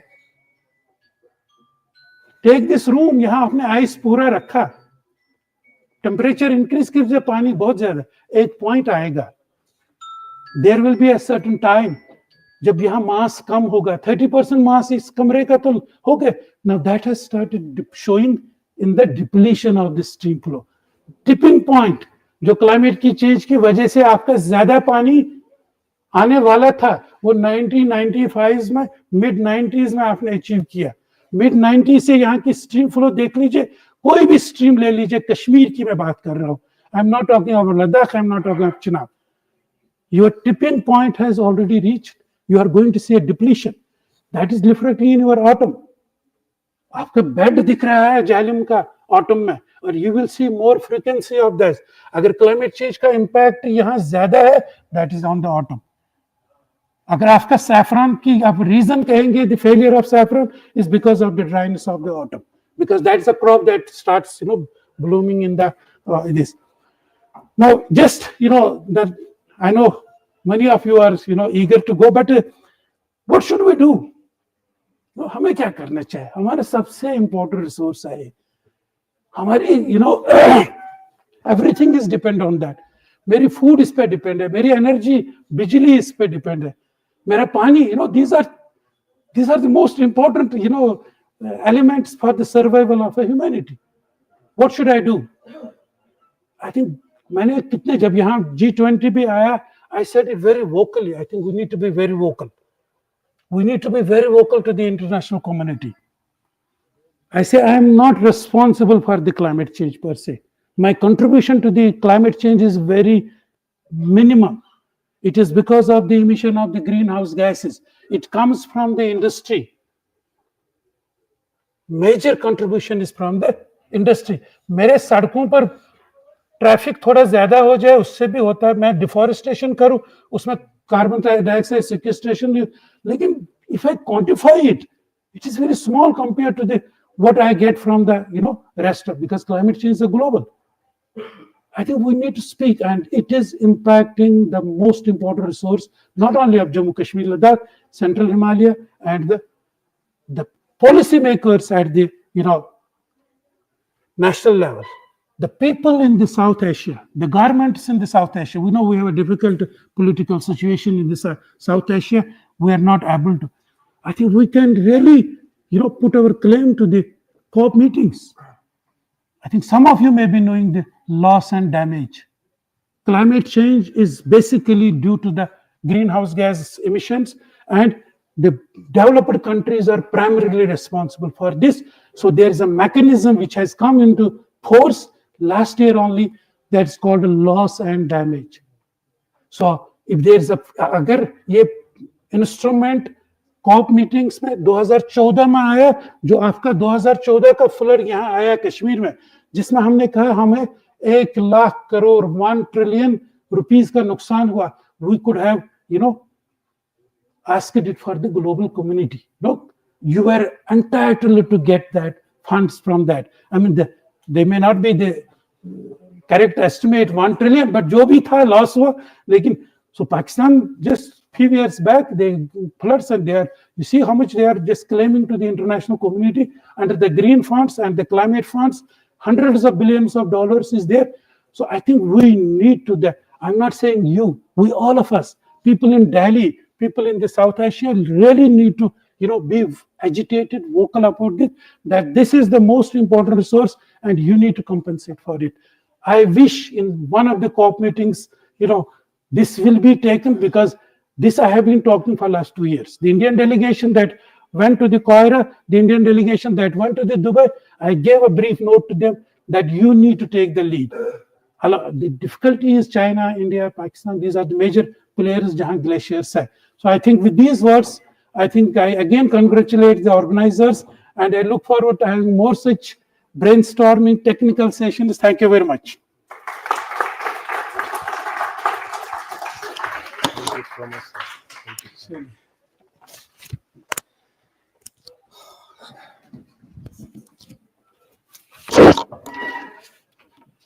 Thank you so much, sir. Once again, I'm short of words. I can't express my gratitude to you, sir, for you need much more time to explain all your knowledgeable resources which you are available with you, sir.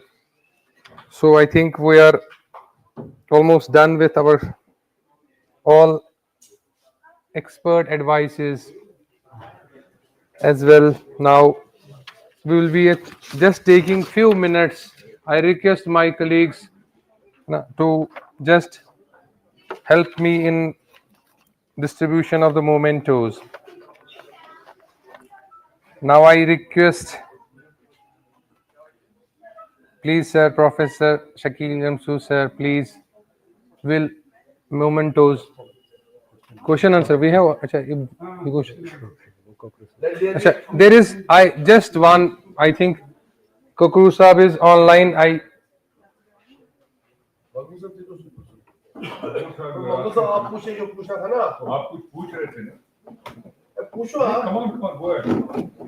Sir, welcome on board.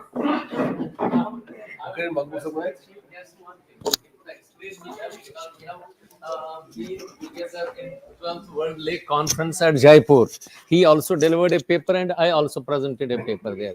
Sir, I want to know, it was a Kashmiri saying, Yel smooth doshe, various poshe. We used to see the effects of snow melt from June onwards, not before June. Generally, we depended on these rainfalls. We would get our irrigation water from rains. Now, irrigation demand is also minimized.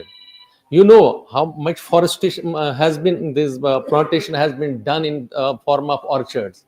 Because I think not even 1/4 of the land, which was paddy land, which used where we required water. What is the problem that how can we address our environmental degradation?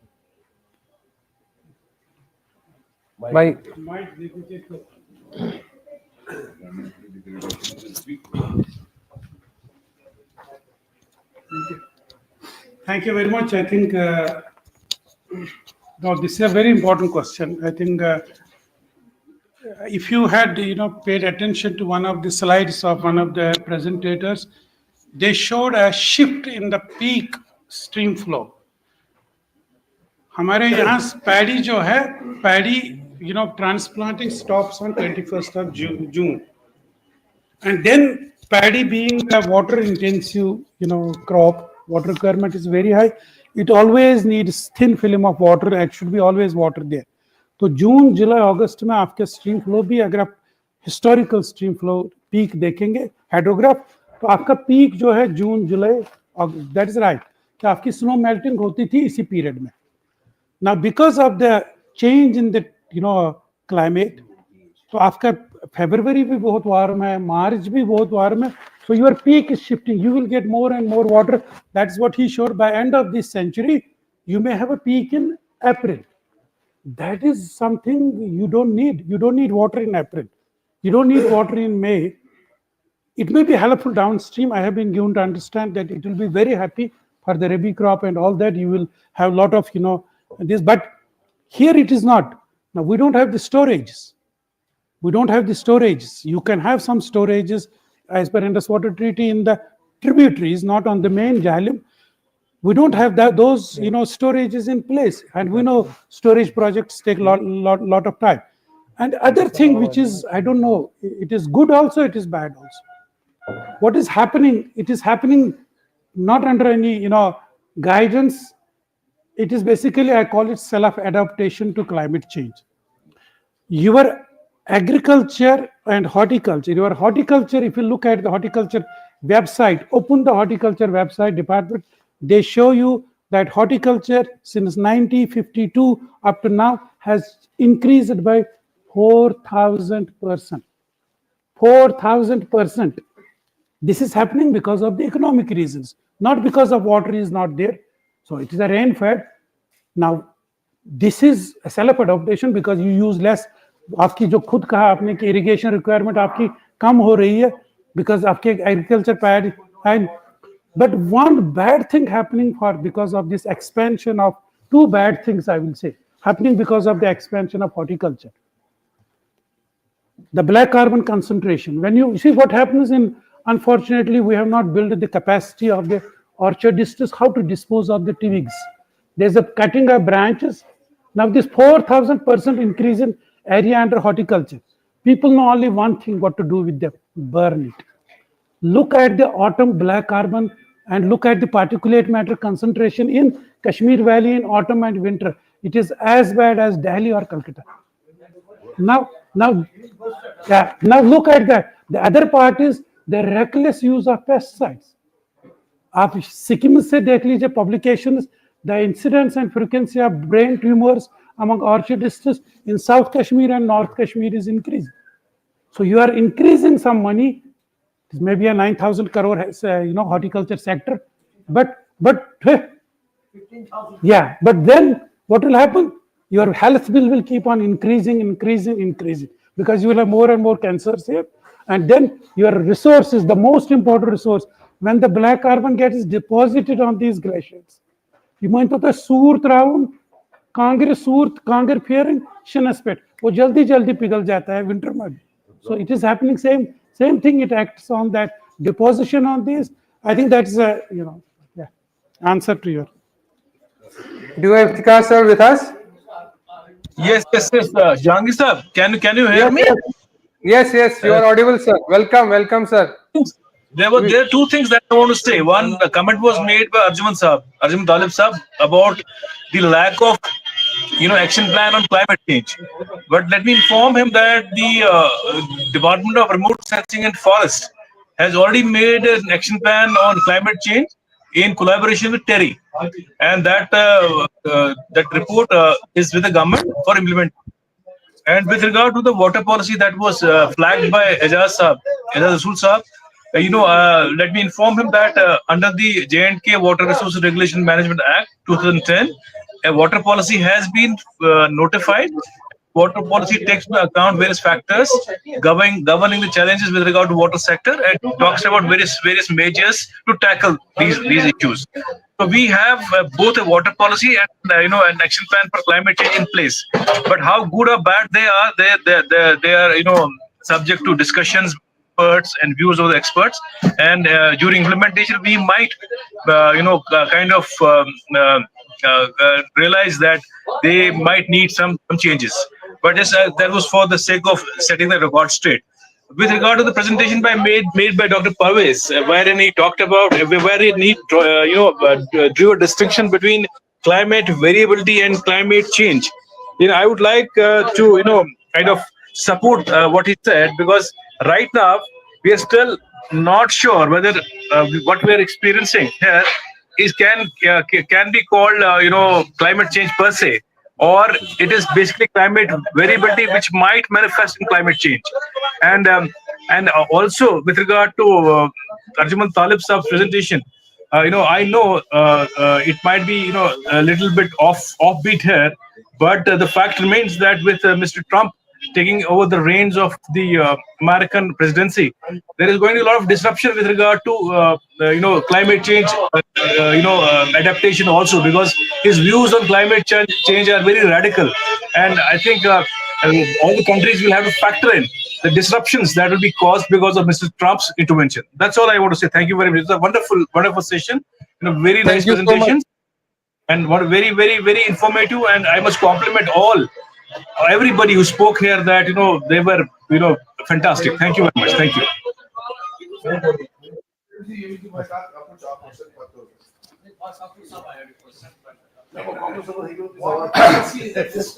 Assalamu alaikum. I'm Dr. Said Wasim, retired joint agriculture Kashmir. The presentations have been made wonderful. Everybody has spoken what he was supposed on the subject. My concern is that generally you scared us all. Glacier के क्या हो रहा है, आगे क्या हो रहा है, लेकिन आपने डराया हमको बहुत. लेकिन मेरी अर्ज ये है, माय सबमिशन इज पुले आप कुछ रिमेडियल मेजर्स बता दे, या एज ए कॉन्शियस सिटीजन हमें क्या करना है आगे. यही हमारा कंसर्न, क्योंकि हमारा यहाँ जमा होना, ये फिर ऐसा ना हो कि आमदन निशस्तन गुफ्तन तो रफ्तन ऐसा ना हो. लेकिन प्लीज सर कुछ रिमेडियल मेजर्स है, एज ए सोसाइटी हम क्या करेंगे. Thank you sir. Thank you, sir. Answer. I was also talking about the same issue. I said that this has to translate into some kind of a policy framework at micro level for Srinagar, for maybe other towns also, or maybe for Kashmir region. So this has to translate into some kind of a policy framework where we can actually enunciate the adaptations. No. I'm not. I never said government. That is the second part of the story. I will request Dr. Ramshu Saab to kind of, if he can, you can sort of set up a group which can work on the policy framework, and we'll do whatever support they will need. Because I work in the agriculture department, so my concern is always sustainability. Because everything, the climate change revolves around agriculture. The most affected part in this universe would be the agriculture, because agriculture will be affected, whether it will be agriculture, horticulture, animal husbandry, sheep husbandry, everything would be devastated. The climate change will have an impact, negative impact. But what are the remedial recourses? What are required to be done instantly, so that every conscious citizen, every government will have a wake-up call and will take the mitigation factors, mitigation recourses. Just like that of a drought mitigation, just like as a flood mitigation, people have done the wonderful work. What a wonderful work. Mr. Ramshaw, I know it, what he has done in 2040. When there was a huge, whole city was under, almost it was all deluged, devastated. But everyone has worked.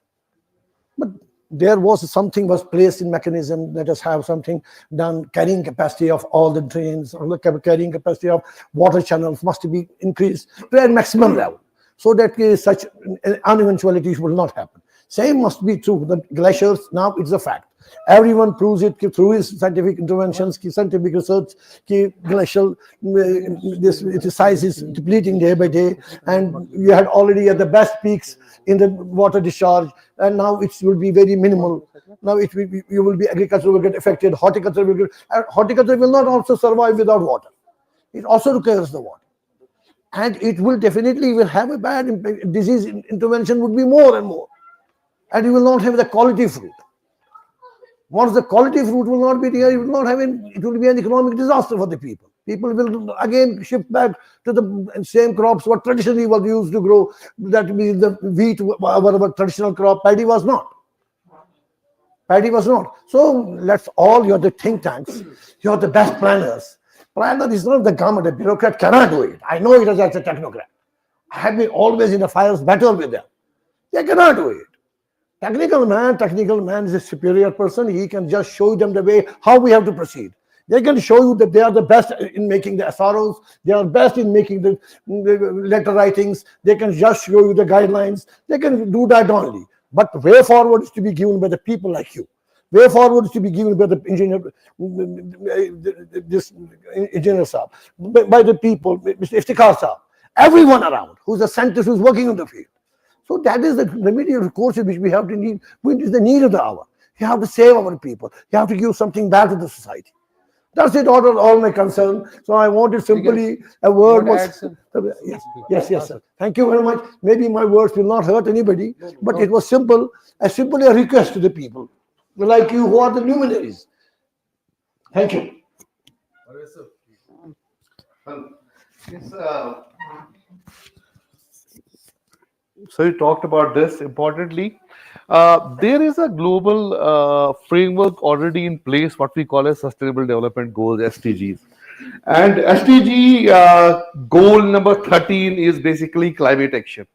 And wherein it doesn't only talk about global initiative, it talks about regional, it talks about local initiatives also. But the only thing is that we need to see that which local goal which suits us best and how can we put it in our system. For example, you talked about our own system. Basically, when a system basically works in this part of the globe, you need to keep in mind that our own system is a developing, evolving system. We cannot compare ourselves with the developed part of the year.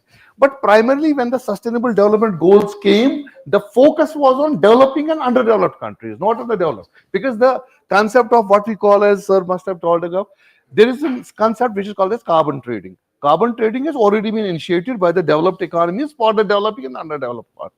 But importantly, where you talk about introduction of green technology and other things. But if we basically see the whole framework, that is to be conceptualized in the context of your own local problems also.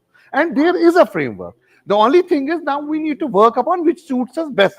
How to put that framework in our own society. That is what we need to do that. Yeah, yes, that. So there are initiatives which have been put in, but the only thing is there should be a will. Sir. Yeah.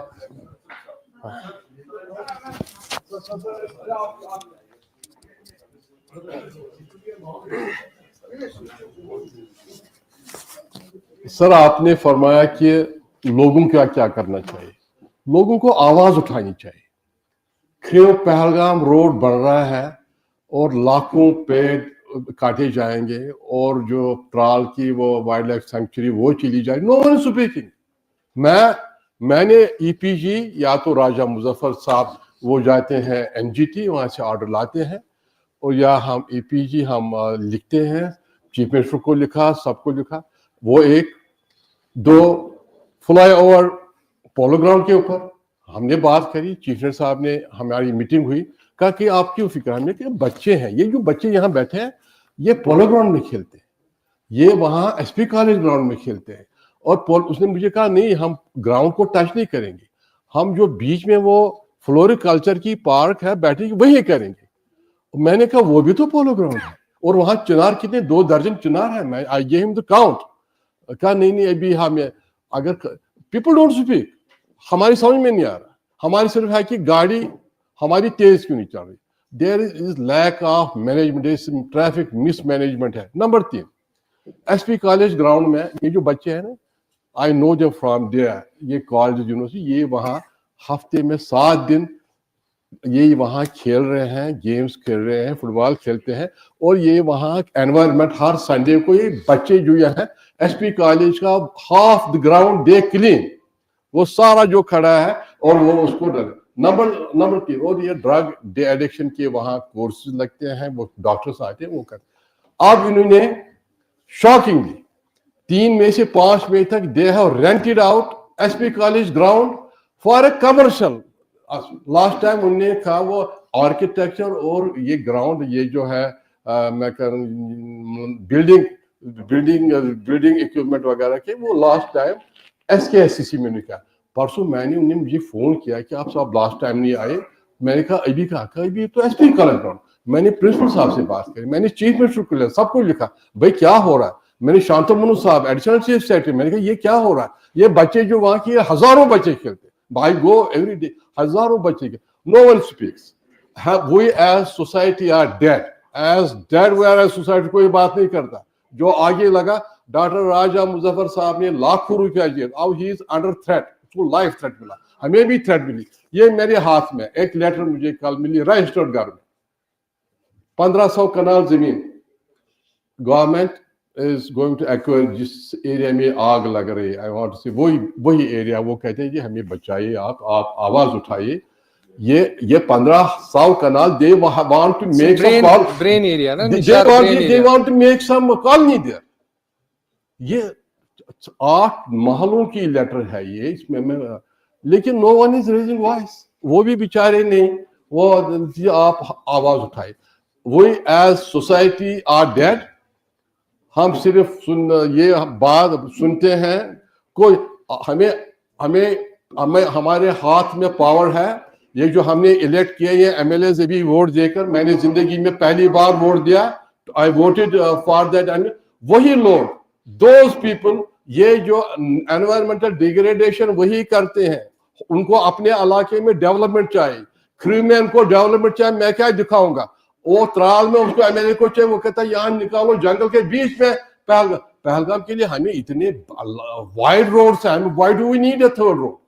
तो unless, जो मैं आपको बात कहा, everyone has to raise voice, आपने कहा कि क्या करेंगे, यहाँ से मैं रिकमेंडेशन आप देता हूँ जी, उठाओ आवाज, नहीं, people have to raise their voice, otherwise हमारी environmental, मुत्तू साहब ने कहा कि what steps we should take, हमारी environmental degradation दो रोज होती जाती, our wetlands are drying, और हमारे जंगलात under stress है, 1500 कनाल अभी ये ब्रेन थीर वगैरह इस एरिया में are being occurred परसों को, तो इसलिए we have to raise voice, this has got to be public movement सफाई वगैरह के लिए, वैसे thank you.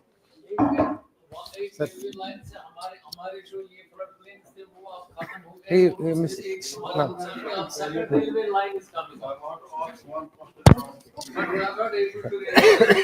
be please, I request, be simple, sir. I am trying my best. Sir, he is also. ना गलत हो जाएगा सर, दूसरा के साथ सर, मैं please sir, we'll take two questions, we'll take his question as well, then we will दोनों का एक साथ. yes sir, apart from change and ramifications, what we have seen through the presentations given by the experts, sir, I have what I understood that it takes millions of years, centuries. Yes, I'm a C Muslim, educated in a J&K High Court. So, sir, precisely I'm saying that apart from change and ramifications of this all, what we have learned today from the presentations by the experts, sir, I understood that it takes millenniums, centuries for the formation of the glaciers and decades for vanishing it. So simply, sir, my question is, sir, what does it say about the choices which we are making and the legacy we are leaving? Particularly, my question is to the Shakil sir. Yes. Thank you. Thank you.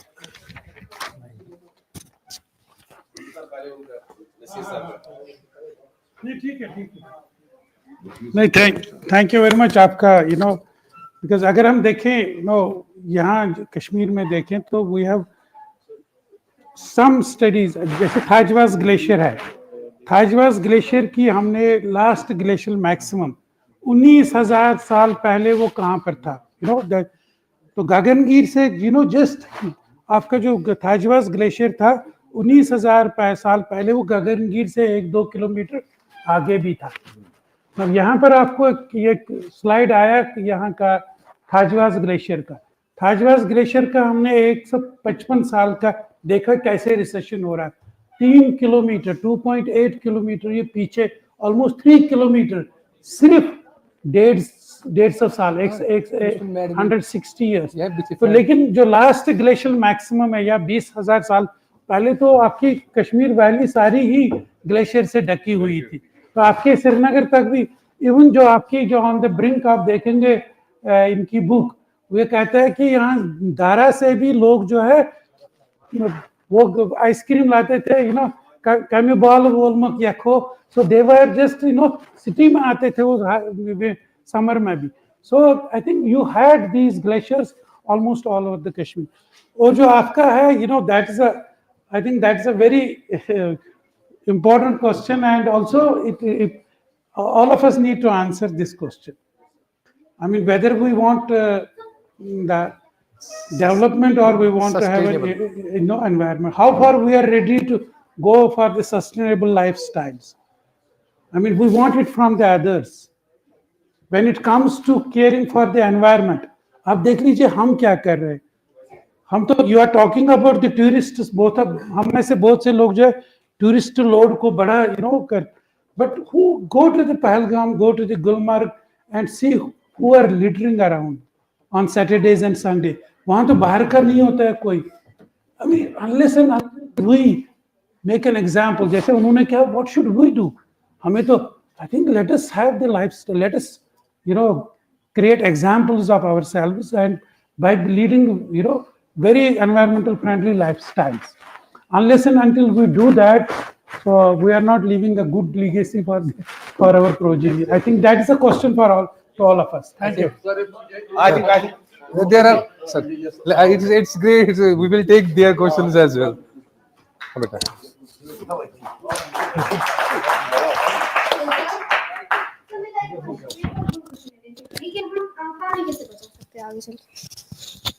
पानी कैसे, हम in future पानी कैसे बचा सकते हैं? पानी और कैसे दूसरा बचा? क्वेश्चन मेरा ये है कि आजकल वाटर बॉडीज खराब हो रही है, उनको हम कैसे बचाएं और क्या एक्ट ले सकते हैं उसको बचाने? दूसरे को भी दे दो, दूसरी बच्ची को भी दे दो, वो भी क्वेश्चन पूछेंगे तो आप दे दीजिए इसको. सर एक्चुअली मैं कहना चाहती हूँ कि अगर वाटर बॉडीज खराब है तो हम लोग क्यों ये कचरा फेंकते हैं, यानी कि लाइक दैट ना. Why do we pollute? तो बेसिकली हम लोग सब बोलते हैं कि हमें अपना वर्ल्ड अच्छा रखना चाहिए, कोई भी प्लास्टिक थिंग्स नहीं यूज करनी चाहिए, तो हम इंसान क्यों यूज करते हैं उस वक्त? हम क्यों नहीं सब बोलते हैं? Thank you.